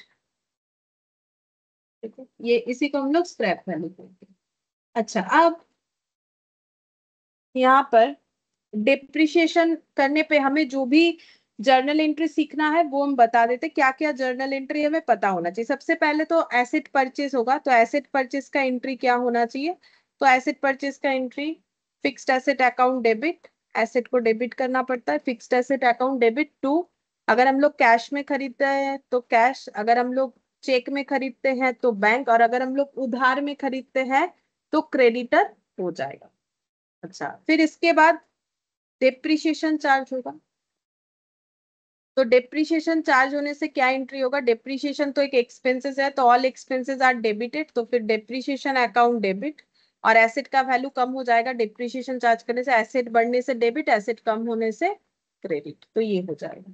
अच्छा, इसके बाद हर एक एक्सपेंसेस कहाँ क्लोज होता है? या तो ट्रेडिंग में या पीएल में। तो ये एक्सपेंसेस पीएल रिलेटेड होता है, तो ये पीएल में चार्ज हो जाएगा। तो पीएल में जब चार्ज होगा तो क्या एंट्री होगा? पीएल में चार्ज करने का मतलब एक्सपेंसेस को क्लोज करना है। तो डेप्रिशिएशन डेबिट है, ओपन है, जब क्लोज करेंगे तो टू डेप्रिशिएशन और पीएल डेबिट हो जाएगा। Profit and loss account debit to depreciation, ये एंट्री हो जाएगा। अब इसका लेजर पोस्टिंग कैसे होगा वो भी हम बता देते हैं। यहाँ पर जैसे हम लोगों ने एक फिक्स्ड एसेट का अकाउंट बना लिया, तो लेजर पोस्टिंग जो है ऐसे हो जाएगा। फिक्स्ड एसेट को देख लो यहाँ पर, टू कैश या बैंक, तो यहाँ पर हो जाएगा टू कैश या बैंक। हम कोई भी एक डेटा ले रहे हैं, ठीक है, सारा चीज यहाँ पर लिखेंगे तो जगह नहीं होगा। तो टू कैश होगा या बैंक होगा या क्रेडिटर जो भी होगा वो लिख दिया।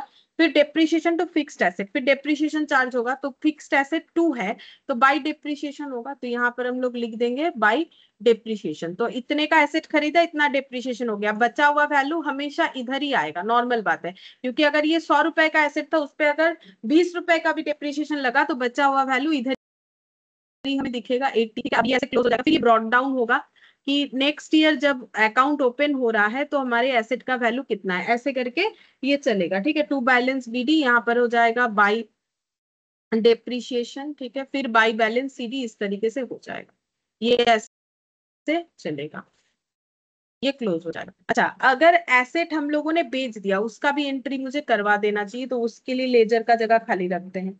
अच्छा, अब इसके साथ यहाँ पर डेप्रिसिएशन का भी हम दिखा देते हैं। यहाँ पर डेप्रिसिएशन का लेजर कैसे होगा वो हम बता देते हैं। डेप्रिसिएशन का लेजर ऐसे हो जाएगा, यहाँ पर डेप्रिसिएशन टू फिक्स्ड एसेट, तो यहाँ पर हो जाएगा टू फिक्स्ड एसेट, और डेप्रिसिएशन कहाँ क्लोज होगा, पीएल में। तो ये देखो पीएल टू डेप्रिसिएशन, तो डेप्रिसिएशन में बाई पीएल बोल के ये चीज हम लोगों का क्लोज हो जाएगा, ठीक है। ऐसे करके चलेगा, to fixed asset by PL, ऐसे करके चलता ही जाएगा। अच्छा, अब अगर एसेट हम लोगों ने बेच दिया, मतलब जो एसेट हम लोग यूज कर रहे थे वो पुराना हो गया, बेच दिया, बेचने पे पैसा आएगा, तो पैसा आने से हम लोग बैंक अकाउंट डेबिट या कैश अकाउंट डेबिट करेंगे, ठीक है। पैसा आएगा और एसेट चला जाएगा, एसेट आने से डेबिट, एसेट चले जाने से क्रेडिट, तो टू फिक्स्ड एसेट हो जाएगा, ठीक है। टू फिक्स्ड एसेट हो जाएगा। अच्छा, मैंने यहाँ पर तो क्रॉस क्रॉस नहीं लगाए, तो नहीं लगाते, किसी भी एक तरीके से लिखें। अब एसेट बेचने पे, पुराने एसेट बेचने से हमारा लॉस भी हो सकता है, प्रॉफिट भी हो सकता है। अगर प्रॉफिट हुआ तो यहाँ पर लिखेंगे टू पीएल, अगर प्रॉफिट हुआ तो टू पीएल, और अगर लॉस हुआ तो पीएल अकाउंट डेबिट हो जाएगा, ठीक है। तो दोनों चीज तो एक साथ नहीं होगा, कोई भी एक चीज होगा। तो इन केस ऑफ प्रॉफिट, अगर प्रॉफिट हुआ तो ये एंट्री के साथ होगा कि bank debit to fixed asset to PL, और अगर लॉस हुआ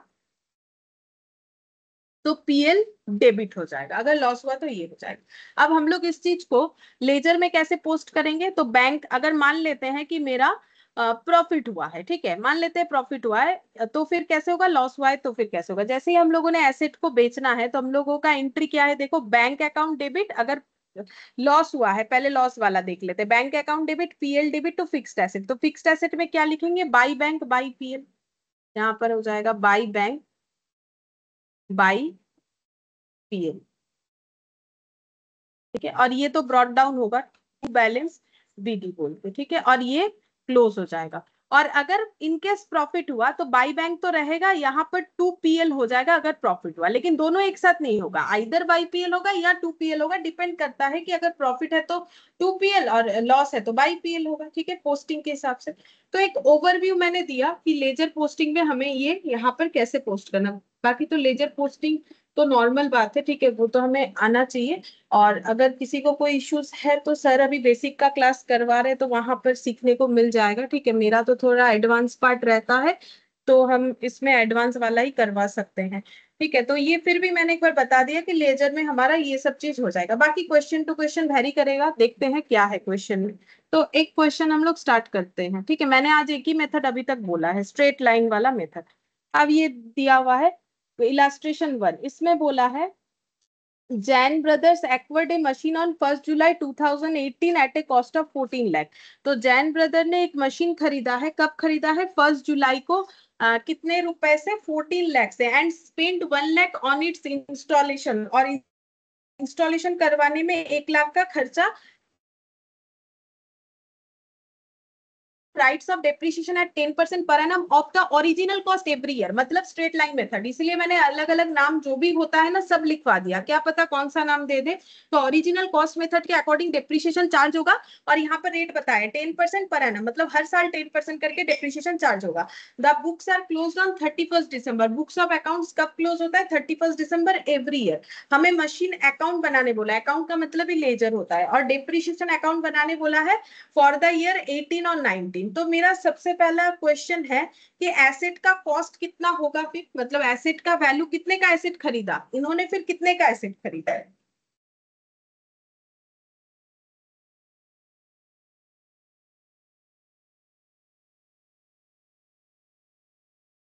टोटल 15 लाख मैम।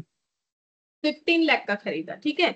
14 लाख और 1 लाख, क्योंकि एसेट को रेडी टू यूज के पहले अगर हम लोग कोई भी खर्चा करते हैं तो फिर वो एसेट के कॉस्ट में ऐड हो जाता है। तो 14 लाख से खरीदा तो था, लेकिन 1 लाख का इंस्टॉलेशन भी लगा, तो इसका मतलब एसेट हो चुका है 15 लाख का। वो वही सब मैंने अभी ऊपर इसीलिए डिस्कस कर दिया, जो डिस्कस कर दिया है ना ओवरव्यू, ये इससे हम लोग कोई भी क्वेश्चन कर सकते हैं, और एक्स्ट्रा कुछ आएगा तो हम बताते जाएंगे।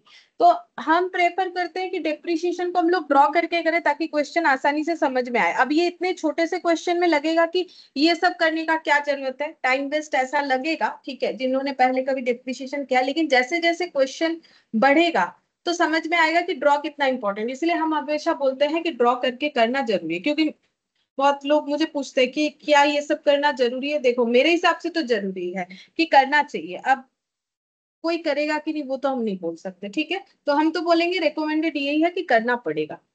अभी नहीं समझ में आएगा, छोटा क्वेश्चन, बड़ा क्वेश्चन आएगा तो समझ में आएगा कि कितना जरूरी है। तो 1 जुलाई 18 को परचेज हुआ, तो हम यहाँ पर 1 जुलाई 2018 लिख देते हैं।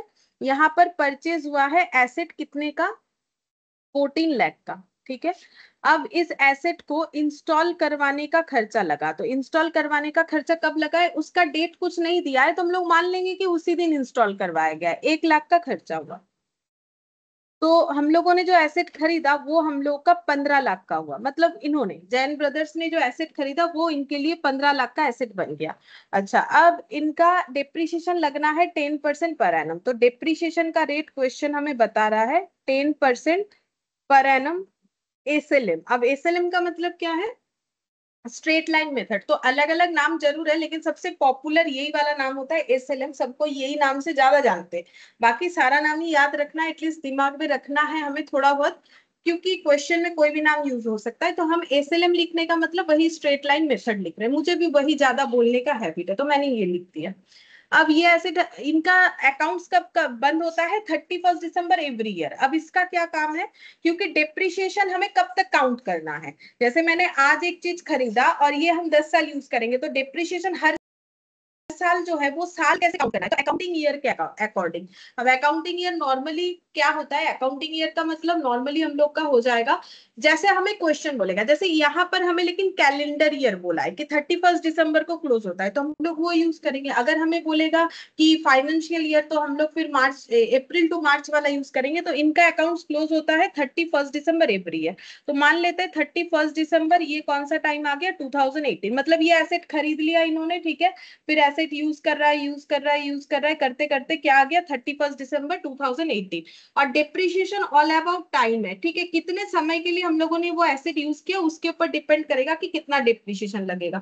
अब एसेट अगर 1 जुलाई में खरीदा हम लोगों ने और 31 दिसंबर तक यूज किया, क्या उसके बाद यूज नहीं किया, किया ना, लेकिन किसी एक साल में, एक साल का मतलब हमें क्वेश्चन जो टाइम जो है प्रोवाइड करेगा, जैसे ये कैलेंडर ईयर बोला है, मतलब इनका जो ईयर है वो जैन टू दिसंबर चलता है, ठीक है। तो इन्होंने दिसंबर, पहला जो दिसंबर आया खरीदने के बाद, तब तक इनको अपना, अब यहाँ पर इनका क्या बनेगा, फाइनल अकाउंट। तो जब फाइनल अकाउंट्स बनेगा तब इन्हें डेप्रिसिएशन दिखाना पड़ेगा ना, तो यहाँ तक का ये डेप्रिसिएशन कैलकुलेट करेंगे। उसके बाद कब तक का डेप्रिसिएशन कैलकुलेट करेंगे, 31 दिसंबर 2019 तक का करेंगे, उसके बाद 20 तक का। लेकिन उतना हमें करने नहीं बोला है, हमें सिर्फ 18 और 19 2 साल का डेप्रिसिएशन निकालने बोला है। तो हम लोग कितने तक का निकालेंगे, 2019 तक का निकालेंगे, ठीक है। तो मेरा पहला क्वेश्चन ये है कि अगर जुलाई में खरीदा है और 31 दिसंबर में फाइनल अकाउंट्स बनने वाला है, तो ये खरीदा हुआ एसेट इस टाइम पीरियड में कितने टाइम के लिए यूज हुआ।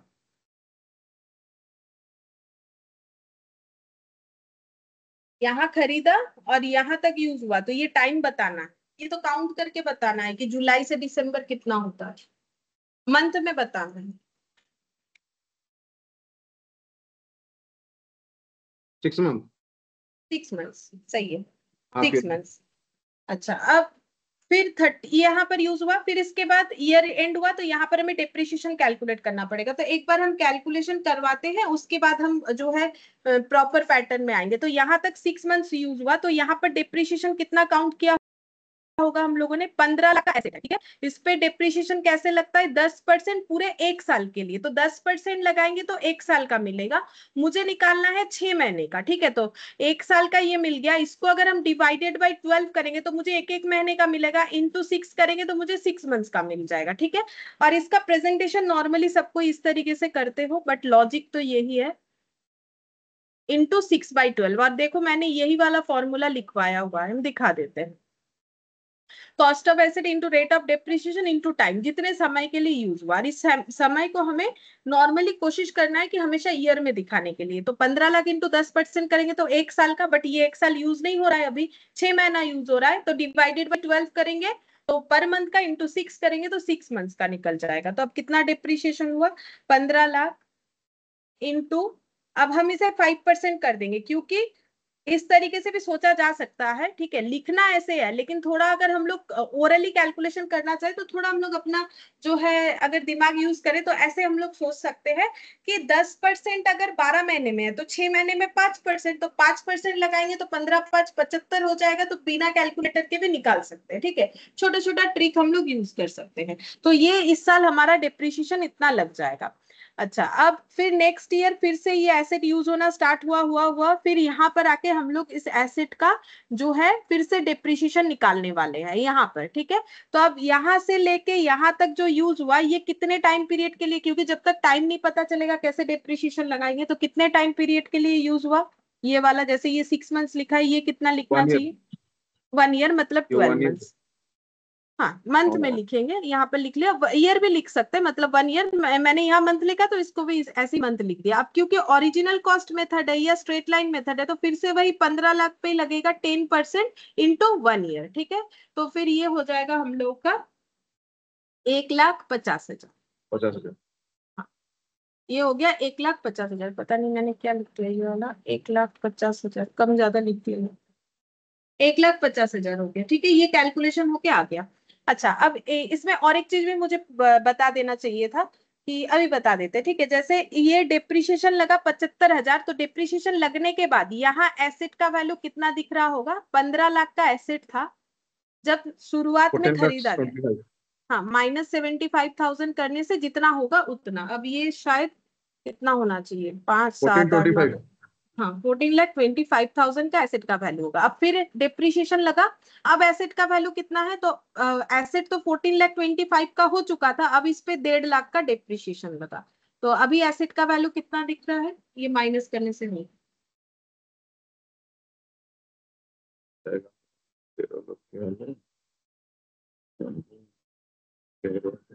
12.75. हाँ 12.75, मतलब 12,75,000 ये हो जाएगा। अब ये तो हो गया नॉर्मल कैलकुलेशन, बट हमें तो अकाउंट्स में इसे दिखाना है, तो हम लोग को अब इसका लेजर बनाना पड़ेगा। अब क्वेश्चन में लेजर में हमें बोला है कि मशीन अकाउंट और डिप्रिशिएशन अकाउंट बना के दिखाना है, तो ऐसे हो जाएगा। मैडम इन द बुक्स, ये जब ये लेजर बनाए गलत होने से रॉन्ग है क्या मैडम, थोड़ा इधर उधर हो गया तो?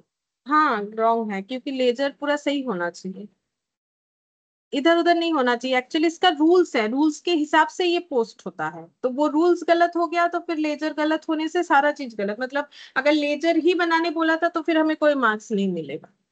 जैसे इसमें लेजर ही बनाने बोला है ना, तो वो लेजर पूरा सही होना चाहिए।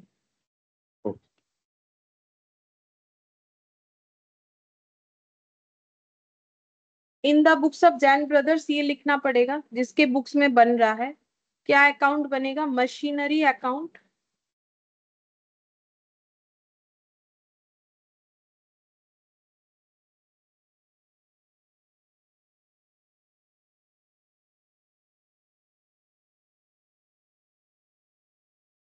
Date particular, amount, amount, date particular, amount, amount, credit, debit, ये प्रॉपर फॉर्मेट है, ये यूज करना पड़ेगा एग्जाम में। बाकी हम अभी करवा रहे हैं, मतलब इसमें करवा रहे सभी क्वेश्चन में इतना सब नहीं लिखेंगे, नहीं तो हमारे पास टाइम नहीं बचेगा। हम जस्ट नीचे डेट वेट लिख देंगे, ठीक है। ये प्रॉपर फॉर्मेट नॉर्मली यूज करना पड़ता है, ठीक है। तो अब सबसे पहले एंट्री क्या होगा, जैसा हमारा ये टाइमलाइन ये चल रहा है ना, इसको हम टाइमलाइन बोलते हैं। उसके सबसे पहले तो एसेट खरीदा, ठीक है, कब खरीदा, 1 जुलाई को। तो एसेट खरीदने का एंट्री मैंने बता दिया है। एंट्री होता है फिक्स्ड एसेट टू कैश और बैंक। तो फिक्स्ड एसेट यानी यहाँ पर एसेट का नाम दे दिया है मशीन। फिक्स्ड एसेट तो इन जनरल नाम है, उसमें कुछ भी आ सकता है। फिक्स्ड एसेट जो भी होगा, मशीन हो गया, फर्नीचर हो गया, जो भी हो गया। तो मेरे पास यहाँ पर क्वेश्चन में मशीन है, तो मेरा एंट्री हो जाएगा फिक्स्ड एसेट की जगह। मुझे याद करना चाहिए कि machine account debit to cash या बैंक, ठीक है। तो अब हम लोग यहाँ पर 1 जुलाई 18 का एंट्री करेंगे, क्योंकि इसी दिन खरीदा गया था। तो यहाँ पर लिख देंगे टू कैश। मैंने कैश यूज किया है, बैंक भी यूज किया जा सकता है, बट क्रेडिटर नहीं करेंगे क्योंकि क्रेडिट में खरीदा है ऐसा हमें नहीं बोला गया है। तो यहाँ पर हो जाएगा परचेज प्राइस, इतने का एसेट खरीदा गया है। तो एसेट का जो परचेज प्राइस है वो है 14 लाख और इंस्टॉलेशन है 1 लाख। तो दोनों को अलग दिखाना पड़ता है। जैसे हम लोग भी सोचते हैं कुछ खरीदते हैं ना, तो कि भाई ये खरीदने का इतना पड़ा, बट इसको यूज करने के लिए मेरा ये खर्चा पड़ा। तो अलग अगर हम लोग काउंट करते हैं तो बिजनेस में भी अलग काउंट करना पड़ेगा ना, कि ये एसेट का मार्केट में खरीदने का दाम कितना रहा और इसको यूजेबल बनाने में कितना रहा। तो हमें अलग डेटा जरूर से लिखना चाहिए, नहीं तो कैसे पता चलेगा कि एसेट ही 15 लाख का था या फिर एसेट 14 लाख का था और उसमें 1 लाख का और खर्चा करना पड़ा। तो इसका एंट्री क्या होगा, क्योंकि डेट कुछ नहीं दिया है तो हम लोग ये मानेंगे कि इसी दिन इंस्टॉलेशन हुआ। तो इंस्टॉलेशन हुआ तो मशीन का दाम और भी बढ़ गया, कितने से, 1 लाख से। तो पहले मशीन का दाम में 14 लाख हम लोगों ने डेबिट किया, अब और 1 लाख रुपए डेबिट करना पड़ेगा। तो इसको कैसे लिखेंगे, फिर वही मशीन को ही डेबिट करेंगे। मशीन का वैल्यू बढ़ गया, machine account debit to cash हो जाएगा। और यहाँ पर लिखेंगे इंस्टॉलेशन, ये लिखना जरूरी होता है। कोई अगर 15 लाख लिख देगा तो भी आंसर सेम आ जाएगा, लेकिन उसमें गलत होगा क्योंकि हमें अलग से मेंटेन करना जरूरी है। तो ये दोनों चीज अलग, जो भी अलग अलग सेक्टर में खर्चा होगा हमें अलग अलग लिखना पड़ता है, ठीक है। ये तो हम लोग नॉर्मल अपने लाइफ में भी ये चीज फॉलो करते हैं ना, कि भाई इलेक्ट्रिक बिल इतने का आया, इतने का हमारा रेंट है, तो अलग मेंटेन क्यों करते हैं, पता होना चाहिए इसी वजह से ना। नहीं तो खर्चा तो खर्चा ही, इलेक्ट्रिक बिल भी खर्चा है, रेंट भी खर्चा है, तो फिर अलग से सोचने का क्या जरूरत है, सोचना तो पड़ता है ना। तो वैसे ही परचेज प्राइस कितना है, इंस्टॉलेशन कितना है। तो ये हो गया मेरा यहाँ पर, ठीक है। अब जो है, अब हम लोग आगे चल रहे चल रहे चल रहे, यूज हो रहा है यूज हो रहा है यूज हो रहा है यूज हो रहा है, ईयर एंड आ गया। अब बनाना है अपना फाइनल अकाउंट्स। तो फिर डिप्रिशिएशन कैलकुलेट करना पड़ेगा कि जो भी एसेट है मेरे पास उस पर कितना डिप्रिशिएशन लगा, जो कि ऑलरेडी मैंने कैलकुलेट करवा रखा है, 75,000 होगा। तो डिप्रिशिएशन का एंट्री होता है depreciation account debit to fixed asset. यहाँ पर है मशीन, तो मशीन बोलेंगे। अब कितने तारीख को डिप्रिशिएशन लगा, ईयर एंड में लगता है। जब तक एसेट हमारे पास रहेगा तब तक का डिप्रिशिएशन होगा। तो यहाँ ईयर एंड तक था तो ईयर एंड तक लगेगा। अब इसके आगे पीछे भी हो सकता है, लेकिन अभी हम उतना चीज नहीं बोलेंगे, फालतू में कंफ्यूजन होगा। अभी यहाँ जो हो रहा है वो होने देते हैं, जब आएगा तब बताएंगे। तो जितने दिन यूज हुआ उसके हिसाब से डिप्रिशिएशन। तो डिप्रिशिएशन टू मशीन होगा तो बाई डिप्रिशिएशन बोल के यहाँ पर पोस्टिंग हो जाएगा। तो कैसे करके हुआ, 15 लाख। बाकी ये वर्किंग नोट किस तरह इसका यूज कर सकते हैं, इसको वर्किंग नोट नंबर 1 देके, ये मैंने एक्चुअली प्रेजेंटेशन उतना वर्किंग नोट के जैसा अच्छा नहीं किया, ये बस समझाने के लिए इसको मतलब ड्रॉ के हिसाब से मैंने कर दिया है, ठीक है। इसको एक्चुअली टेबल फॉर्मेट में हमें अरेंज करके करना होता है, वो बहुत सारा क्वेश्चन आएगा वहां पर हम दिखा देंगे। ये फिलहाल समझने के लिए अच्छा चीज है, तो मैंने इस तरीके से बता दिया। तो हम यहाँ पर डिप्रिसिएशन दिखा देते हैं, 10% इंटू 6/12 कैलकुलेट किया हुआ है, तो वो देख के हम लिख देंगे। तो डिप्रिसिएशन हो गया 75,000। अब डिप्रिसिएशन चार्ज होने के बाद मेरा एसेट का वैल्यू कितना बचता है, तो इधर एसेट का वैल्यू इधर ही बचेगा, क्योंकि ये वैल्यू है 15 लाख। अगर इधर 15 लाख है तो इधर भी हमें 15 लाख ही लिखना चाहिए, जिधर ज्यादा आएगा वही वैल्यू दोनों साइड लिखना है। बाकी बचे हुए वैल्यू को हमें कैलकुलेट करना है। बचा हुआ वैल्यू कितना होगा, 15 लाख और 75 का डिफरेंस, यानी 14,25,000। तो ये तो लेजर पोस्टिंग का सिस्टम हो गया। बाकी लॉजिक तो ये है कि 15 लाख का एसेट में 75,000 का यूज कर चुके, तो बाकी बचा हुआ मेरा एसेट का वैल्यू, 15 लाख का एसेट अभी कितने का हो गया है, 14,25,000। तो ये हो गया बाई बैलेंस शीट। अब जैसा ही यहाँ पर हम लोग थम गए थे, अब फिर नया साल शुरू हो गया, क्योंकि दिसंबर में इनका साल खत्म होता है, नया साल शुरू हो गया। नया साल कब होगा, 1 जनवरी 2019। तो यहाँ पर लिखेंगे 1 जनवरी 2019। यहाँ पर हम लोग एसेट को ब्रॉट डाउन करेंगे, तो टू बैलेंस बीडी की ओपनिंग बैलेंस ऑफ एसेट कितना है। तो जो एसेट 15 लाख का था, आज वो एसेट 14,25,000 का हो गया। तो ये हमारा एसेट का ओपनिंग वैल्यू हो गया। अच्छा, अब एसेट यहाँ पर ओपनिंग वैल्यू लिख लिया, अब एसेट को यूज कर रहे बीच में कुछ भी ट्रांजैक्शन नहीं कर रहे, ईयर एंड आ गया। ठीक है, अब ईयर एंड आ गया तो क्या कैलकुलेट करना पड़ेगा, डेप्रिसिएशन। तो किया हुआ है डेप्रिसिएशन कैलकुलेशन, जो कि आ रहा है 1,50,000। तो हम देख देख के यहाँ पर लिख देंगे कब डेप्रिसिएशन चार्ज होगा, 31 दिसंबर 2019 को। क्या लिखेंगे, फिर से वही सेम चीज, बाई डेप्रिसिएशन। अब कैलकुलेशन कैसे हो रखा है, यहाँ पर हम लिख देते हैं 15 लाख इंटू 10% इंटू 1 ईयर। तो ये हो गया 1,50,000। ठीक है, तो अब मेरा एसेट का वैल्यू कितना बच रहा है, बाई बैलेंस सीडी। इधर आ गया 14,25,000, 14 लाख 14,25,000। और बैलेंस करेंगे तो कितना आएगा, ऑलरेडी किया हुआ है 12,75,000। तो मैंने देख के लिख दिया, नहीं किया हुआ होता है तो फिर करना पड़ता है। ठीक है, 12,75,000। तो हम लोग का मशीन अकाउंट बन गया। तो इस तरीके से मशीन अकाउंट बनेगा। ओ, डेप्रिशिएशन अकाउंट भी बोला था, वो नहीं बनाया, साथ साथ बनाने से ठीक होता। ठीक है, कोई बात नहीं, हम बना देते हैं। डेप्रिशिएशन अकाउंट बनाना पड़ेगा, तो बनाते हैं एक डेप्रिशिएशन अकाउंट।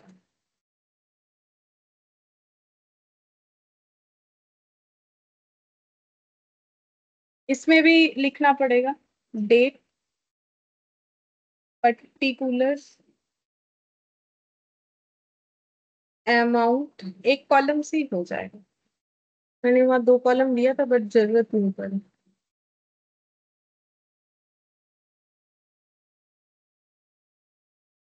अच्छा, अब डेप्रिसिएशन का एंट्री क्या होगा, क्रॉस पोस्टिंग होता है। जैसे यहाँ बाई डेप्रिसिएशन हुआ है तो एंट्री क्या था, डेप्रिसिएशन टू मशीन, तो यहाँ पर हो जाएगा टू मशीन। तो पहला एंट्री कब होगा, जब पहला डेप्रिसिएशन लगा 31 दिसंबर 2018 को, तो टू हो जाएगा यहाँ पर machine.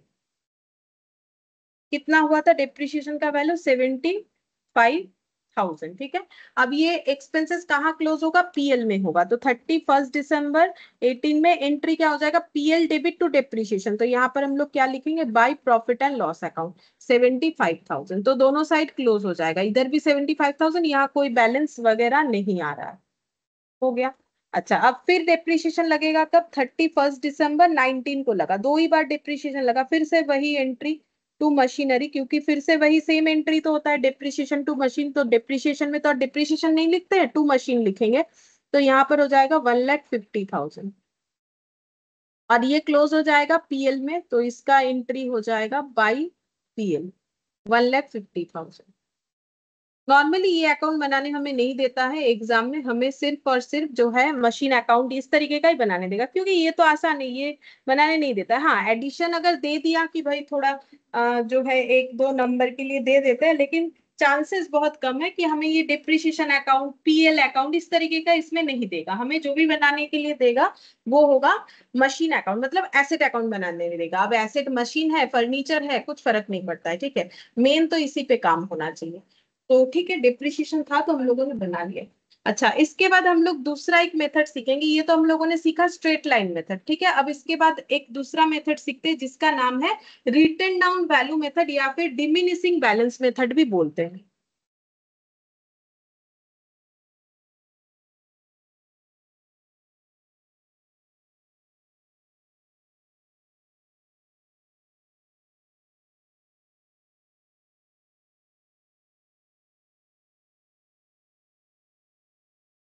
Written down value method, WDV भी बोला जाता है, ठीक है, शॉर्ट में। और diminishing balance method,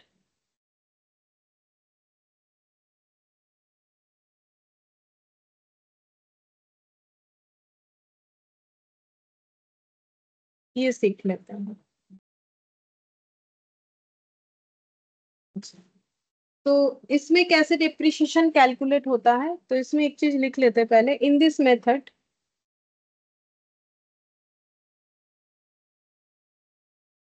amount of depreciation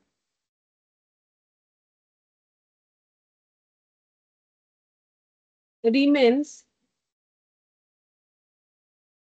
higher in earlier year, and therefore falls, मतलब बताते हैं। जैसे कि हम एक सिंपल क्वेश्चन लेते हैं कि एक एसेट खरीदा गया है जिसका कॉस्ट है 1 लाख, एग्जाम्पल ले रहे हैं, ठीक है, और इस पे डेप्रिसिएशन लगाना है 10% पर एनम WDV, मतलब WDV मेथड के साथ हमें डेप्रिसिएशन लगाना है, और मान लेते हैं कि लगाना है फॉर 3 ईयर, ठीक है, ये एग्जाम्पल दिया। तो अब ये कैसे कैलकुलेशन होगा, तो मैंने पहले लिख लिया कॉस्ट 1 लाख और पहले साल डिप्रिशिएशन लगा 10%, तो यहाँ पर डिप्रिशिएशन लगने से एसेट का वैल्यू कम होता है, तो 10% लगने से कितना हो जाएगा 10,000। तो एसेट का वैल्यू अब कितना बच गया 90,000। अब फिर डिप्रिशिएशन लगेगा क्योंकि हमें 3 साल लगाने बोला है, डिप्रिशिएशन 10%। लेकिन अगर ये SLM मेथड होता तो फिर से 1 लाख पे ही लगता और 10,000 लगता, क्योंकि ये WDV मेथड है तो इस केस में जो डिप्रिशिएशन लगेगा वो बचे हुए वैल्यू पे लगेगा, ठीक है, इसमें ये फर्क होता है, ये अलग मेथड है, बचे हुए वैल्यू पे लगेगा। तो अब जो डिप्रिशिएशन लगेगा वो 90,000 पे लगेगा, मतलब ये डेप्रिसिएशन कैसे लगा, ये डेप्रिसिएशन लगा ऐसे 1 लाख पे 10% इंटू 1 ईयर। अब कैसे लगेगा, अगर ये SLM होता फिर से 1 लाख इंटू 10% 1 ईयर होता, लेकिन अब ऐसे हो जाएगा 90,000 इंटू 10% इंटू 1 ईयर, तो बचे हुए वैल्यू पे लगेगा। इस बात का हमें ध्यान रखना चाहिए, ये 90,000 यहाँ से आएगा, तो ये वैल्यू हो जाएगा 9,000। अब बचा हुआ वैल्यू कितना हो गया 81,000, क्योंकि 3 ईयर्स बोला है, हम फिर से लगाएंगे एक बार। अब डिप्रिशिएशन कैसे लगेगा, सेम चीज रिपीट होगा, फिर से ये बचे हुए वैल्यू पे लगेगा, मतलब 8100 हो जाएगा, मतलब 81,000 पे लगेगा। हम यहाँ पर दिखाते हैं 81,000 इंटू 10% इंटू 1 ईयर, इस पे लगेगा, तो ये हो जाएगा 8100, और ये माइनस करने से 00972 इतना आ रहा है, 72,900। ये मेथड इस तरीके से होगा। पहला बात तो इससे हमें ये समझ में आया कि मेथड कैसे अप्लाई करना है। तो इस मेथड में कभी भी ओरिजिनल, इसीलिए उसका नाम है original cost method, original cost पे एक ही बार लगेगा, उसके बाद जो है जितना बार डिप्रिशिएशन चार्ज होगा वो हमेशा बचे हुए वैल्यू पे, यानी जो बचा हुआ वैल्यू, इसको क्या नाम दिया जा सकता है, ये जो 90,000 है या 81,000 है, इसको बचा हुआ वैल्यू, यानी इसको हम लोग रिटन डाउन वैल्यू बोलते हैं। रिटन डाउन मतलब राइट डाउन होने के बाद जो वैल्यू, डाउन होने के बाद, तो इसीलिए इस मेथड का नाम है रिटन डाउन वैल्यू मेथड, इसे WDV मेथड भी बोलते हैं इस वजह से। और डिमिनिशिंग, डिमिनिश होने का मतलब कम हो जाना, क्योंकि वैल्यू कम हो जा रहा है, इसीलिए इसे डिमिनिशिंग बैलेंस मेथड भी बोला जाता है, ठीक है। तो इसीलिए नाम के साथ मैंने मैच करवा दिया क्या होता है। और यहाँ पर जो मैंने ऊपर लिखा है ना, in this method amount of depreciation remain higher in earlier and therefore falls, मतलब स्टार्टिंग के सालों में ज्यादा और जैसे जैसे टाइम बीतता जाता है डेप्रिसिएशन का अमाउंट कम हो जाता है, तो वो यहाँ दिख भी रहा होगा 10,000, उसके बाद 9, उसके बाद 8,100।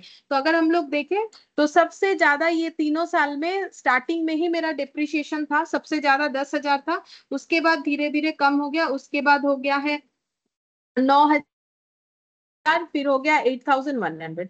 तो ये चीज बोला है, ये एक्चुअली हमें MCQ वगैरह में काम आ जाएगा कि इस मेथड में कैसे होता है। और ये होने का कारण क्या है, ये होने का कारण ये है कि जैसे जैसे डिप्रिशिएशन टाइम बीतता जाएगा हमेशा WDV यानी बचे हुए वैल्यू पे लगेगा, तो बचा हुआ वैल्यू तो प्रीवियस वैल्यू से ऑलवेज कम होगा। जैसे 1,90,000 हो गया, 90,000 81,000 हो गया, जब अमाउंट कम होगा तो उस पर जब हम लोग रेट चार्ज करेंगे तो ऑटोमेटिकली हमें कम वैल्यू प्रोड्यूस करके देगा। इस वजह से स्टार्टिंग में हायर और उसके बाद जो है लोअर वैल्यू हमें दिखता जाता है, ठीक है। अच्छा, अब इस पे डेप्रिसिएशन निकालने का एक फॉर्मूला भी होता है, लेकिन उसका यूज काफी कम है, लेकिन है तो हम बता देते हैं। डिप्रिसिएशन का परसेंटेज अगर हमें निकालना हो, जैसे हम लोगों ने SLM में भी सीखा ना, वहां पर कैसे निकालते हैं, amount of depreciation per annum divided by cost of asset into 100, लेकिन यहाँ पर एक बड़ा सा फॉर्मूला है, इसका यूज किया जाता है 1 माइनस nth रूट, ठीक है, रूट के अंदर n होगा, scrap value divided by cost of asset into 100, ठीक है। अब कोई क्वेश्चन आएगा तो हम बता देंगे, फिलहाल तो मेरे दिमाग में कुछ खास एग्जांपल नहीं आ रहा, देखते हैं अगर आ जाए तो हम बता देते। यूजफुल लाइफ, इनका मतलब हो जाएगा हम लोग का यूजफुल लाइफ। तो अगर हमें कॉस्ट ऑफ एसेट दिया है क्वेश्चन में, स्क्रैप वैल्यू दे दिया है और कितना एसेट का यूजफुल लाइफ है वो बता दिया है, तो हम लोग क्या कर सकते हैं, इससे डेप्रिसिएशन रेट निकाल सकते हैं। ठीक है, जैसे अगर देखते हैं कुछ ऐसा बन जाता है, तो एन अगर मान लेते हैं कि 4 है, ठीक है, स्क्रैप वैल्यू मान लेते हैं कि है हम लोग का 10,000, और जो कॉस्ट है एसेट का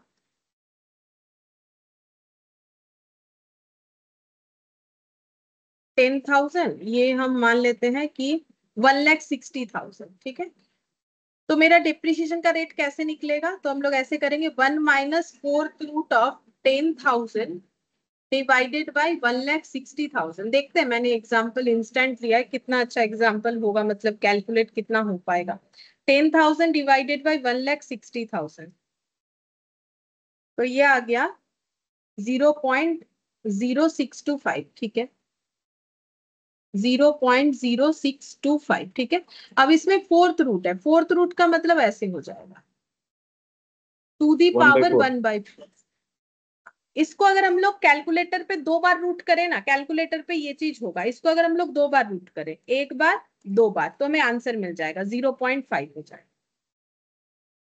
ये हो जाएगा 1 माइनस 0.5 यानी 0.5। अब इंटू 100 नहीं किया है ना, इंटू 100 कर लेंगे तो परसेंटेज पता चल जाएगा। ये ऐसे ब्रैकेट दे देंगे,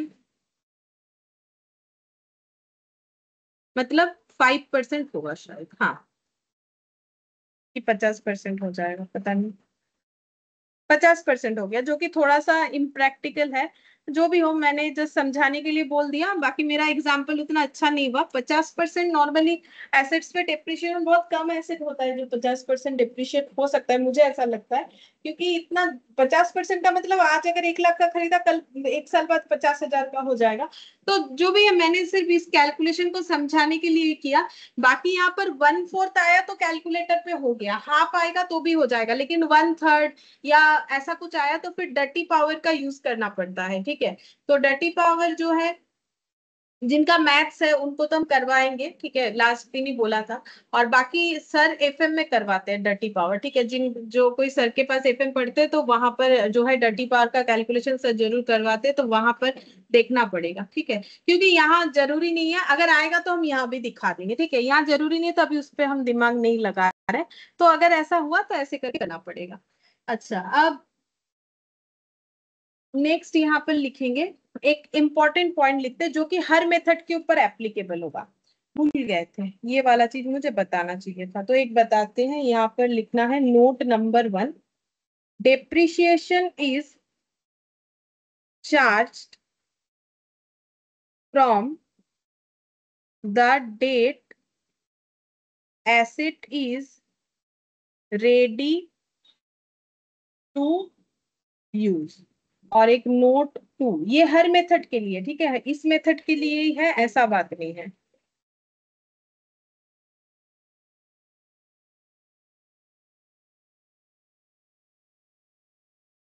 in case of date of ready to use is not given, अगर क्वेश्चन में हमें रेडी टू यूज कब है वो डेट नहीं दिया हुआ है, then assume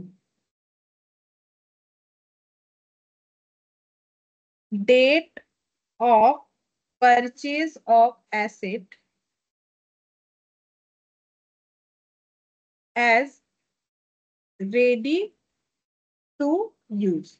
तो जो परचेज डेट है उसे रेडी टू यूज मानना है, मतलब हम यहाँ पर और भी एक तरीके से समझा देते हैं। मतलब हम लोगों ने कोई एसेट मान लेते हैं कि परचेस किया है 10th को, एक ऐसे ही सिंपल एग्जांपल ले रहे हैं, 10th 2024 को, और इसे हम लोगों ने यूज करना स्टार्ट किया, खरीद तो लिया था इस तारीख को, बट इसे हम लोगों ने यूज करना स्टार्ट किया 15 सितंबर को। ठीक है, 15 सितंबर को ये कर लेते हैं रेडी टू यूज, ये यूज करने के लिए केपेबल इस तारीख से हुआ। तो अगर मेरे पास ये 2 डेट एप्लीकेबल है तो मुझे डेप्रिसिएशन यहां से लगाना चाहिए। डेप्रिसिएशन यहां से लगना स्टार्ट होगा, कब तक होगा, हर एक अकाउंटिंग पीरियड के लिए डेप्रिसिएशन होगा जब तक ये एसेट हमारे साथ रहेगा। तो depreciation is charge from the date asset is ready to use. तो अगर रेडी टू यूज भी है और परचेज डेट तो होगा ही, हर एक क्वेश्चन में परचेज डेट जरूर होगा, लेकिन रेडी टू यूज कभी कभी नहीं भी हो सकता है। तो अगर परचेज डेट भी है, रेडी टू यूज भी है, देन रेडी टू यूज से हमारा डेप्रिशिएशन हमेशा लगना चाहिए।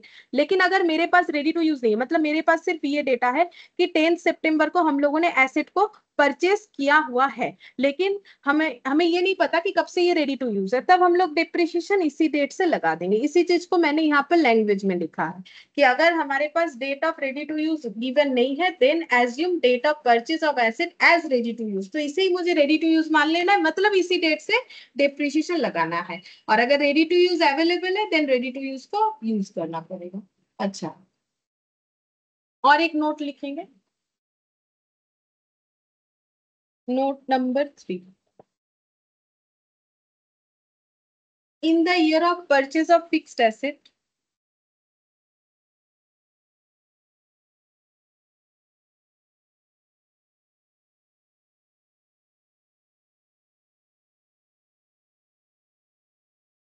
proportionate depreciation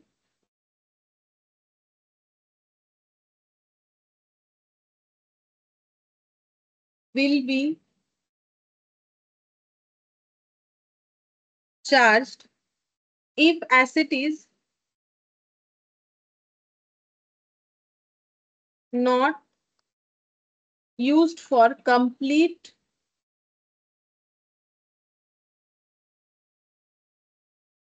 फाइनेंशियल या फिर accounting year. Complete accounting year लिख देता है। अब अकाउंटिंग ईयर दो तरीके का हो सकता है, फाइनेंशियल ईयर या फिर कैलेंडर ईयर।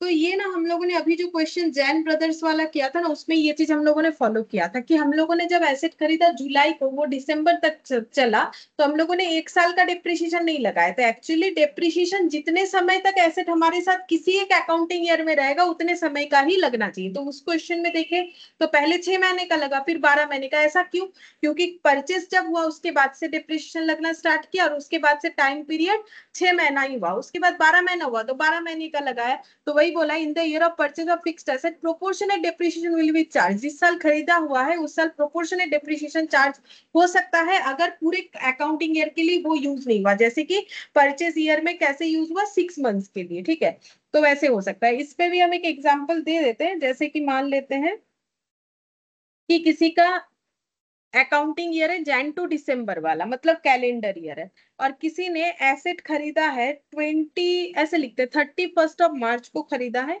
31 मार्च को एसेट परचेज किया है, ठीक है। तो अब डिप्रिशिएशन कब से लगेगा? क्योंकि हमारे पास रेडी टू यूज का डेट नहीं है, तो यहाँ से यहाँ तक डिप्रिशिएशन लगेगा। तो कितना टाइम हो जाएगा? 31 मार्च को खरीदा था, मार्च खत्म हो गया था, अप्रैल मई जून जुलाई अगस्त सितंबर अक्टूबर नवंबर दिसंबर, तो डिप्रिशिएशन कितने टाइम का लगेगा? 9 मंथ्स का लगेगा। मतलब जरूरी नहीं है कि 12 महीने का ही लगेगा, तो प्रोपोर्शनेट जैसा होगा उतना डिप्रिशिएशन लग जाएगा। तो यही चीज बोला हुआ। अच्छा, अब यहाँ पर ये जो क्वेश्चन इलास्ट्रेशन 1 हम लोगों ने किया, सेम यही क्वेश्चन को हमें इलास्ट्रेशन 2 में करना है। सेम वही क्वेश्चन है, जैन ब्रदर्स इन्होंने एसेट खरीदा, ये सब बोल रखा है। तो मतलब हमें जो है सेम उसी क्वेश्चन को WDV मेथड से करके दिखाना है। तो हम दिखा देते हैं यहाँ पर illustration 2 in the books of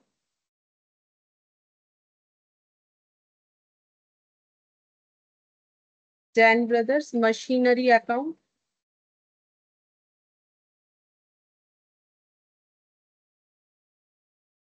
अब और हम उतना डेबिट क्रेडिट ये सब नहीं लिखेंगे, सिंपल यहाँ पर कर देते हैं। और यहाँ पर हो जाएगा, हमें एक अकाउंट भी बनाने बोला है। और देखते इसमें डेप्रिशिएशन बोला है बनाने के लिए, नहीं सिर्फ मशीन अकाउंट बनाने के लिए बोला, ठीक है, तो फिर ये नहीं बनाएंगे। यहाँ पर वर्किंग नोट बना लेंगे, मतलब जो मैंने ड्रॉ करके दिखाया था वहां पर, यहाँ पर भी हम लोग ड्रॉ करके देख सकते हैं। जैसे कि सबसे पहले एसेट कब खरीदा गया? एसेट खरीदा गया था 1 जुलाई। तो मुझे ना क्वेश्चन याद हो गया है, तो हम यहाँ पर कर देते हैं। आप लोग जो है कॉपी में किया हुआ ऑलरेडी, देख के कर सकते हैं। तो 1 जुलाई 18 को परचेज हुआ, ठीक है। तो कॉस्ट कितने का था? कॉस्ट था 14L, लिख दिया मैंने लैख के लिए। इंस्टॉलेशन लगा इस पे 1 लाख का, तो ये एसेट बन गया 15 लाख का। 6 महीने एसेट यूज हुआ, तो डिप्रिशिएशन लगा 15 lakh into 10% into 6/12, same question था ना, तो यहाँ पर हो जाएगा 75,000 का एसेट लगा, सॉरी डिप्रिशिएशन लगा 31 दिसंबर 18 तक। और यहाँ पर एसेट का वैल्यू कितना आ गया? 15 लाख माइनस 75,000 करके यहाँ पर एसेट का वैल्यू आ गया था हम लोगों का 14,25,000। तो यहाँ तक तो हमारा कोई भी मेथड हो सेम ही हुआ, एसएलएम हो या डब्ल्यूडीबी हो।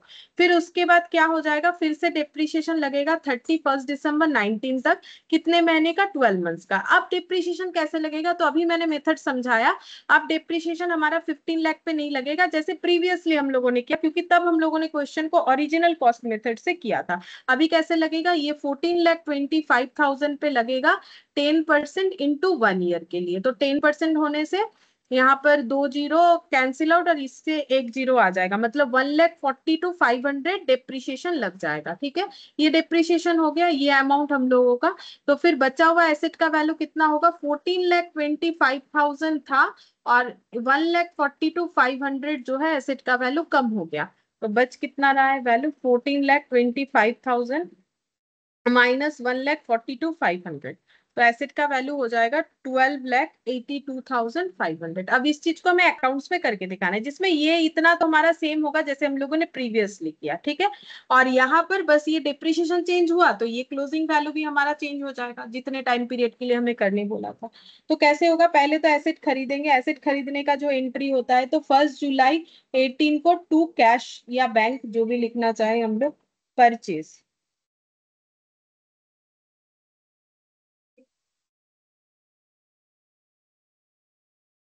परचेस हो जाएगा यहाँ पर 14 लाख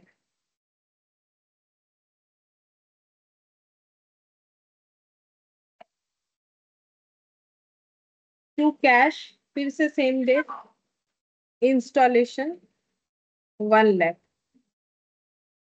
31 दिसंबर 18 by depreciation 75,000 by balance CD 14,25,000। Total आ जाएगा 15 लाख।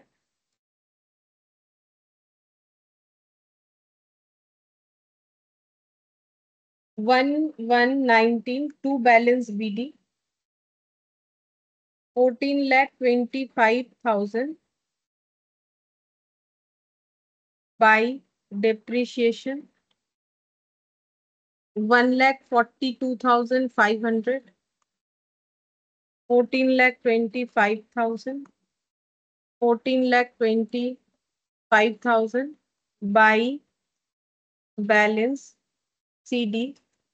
बचा हुआ वैल्यू था 12,82,500, 12,82,500। तो दोनों मेथड से पहले बार डिप्रिशिएशन सेम आएगा, लेकिन उसके बाद से चेंज होने को दिखेगा। और डिप्रिशिएशन हमारा डब्ल्यूडीबी में जो है वैल्यू कम होगा। अब ऐसा सोचने का कोई कारण नहीं है, इससे तो ये ज्यादा हो गया क्योंकि ये 12 मंथ्स का था, ये 6 मंथ्स का था। ठीक है, इसीलिए कम ज्यादा दिख रहा है। बाकी अगर देखा जाए प्रोपोर्शनेट करके तो इसका 6 मंथ्स निकालेंगे तो इससे कम ही आएगा। तो हमेशा डिप्रिशिएशन जो है डब्ल्यूडीबी मेथड में क्या हो जाता है, पहले ज्यादा उसके बाद कम होता है। तो ये 75 या ये देख के कंफ्यूज होने का जरूरत नहीं है, क्योंकि टाइम भी तो देखना चाहिए ना। ये 6 महीने पे लगा हुआ है जबकि ये 12 महीने पे लगा हुआ है। ठीक है, तो ये हम लोग का जो सेम क्वेश्चन है, सेम क्वेश्चन पे दोनों मेथड से हम लोगों ने देखा कि कैसे करके होगा।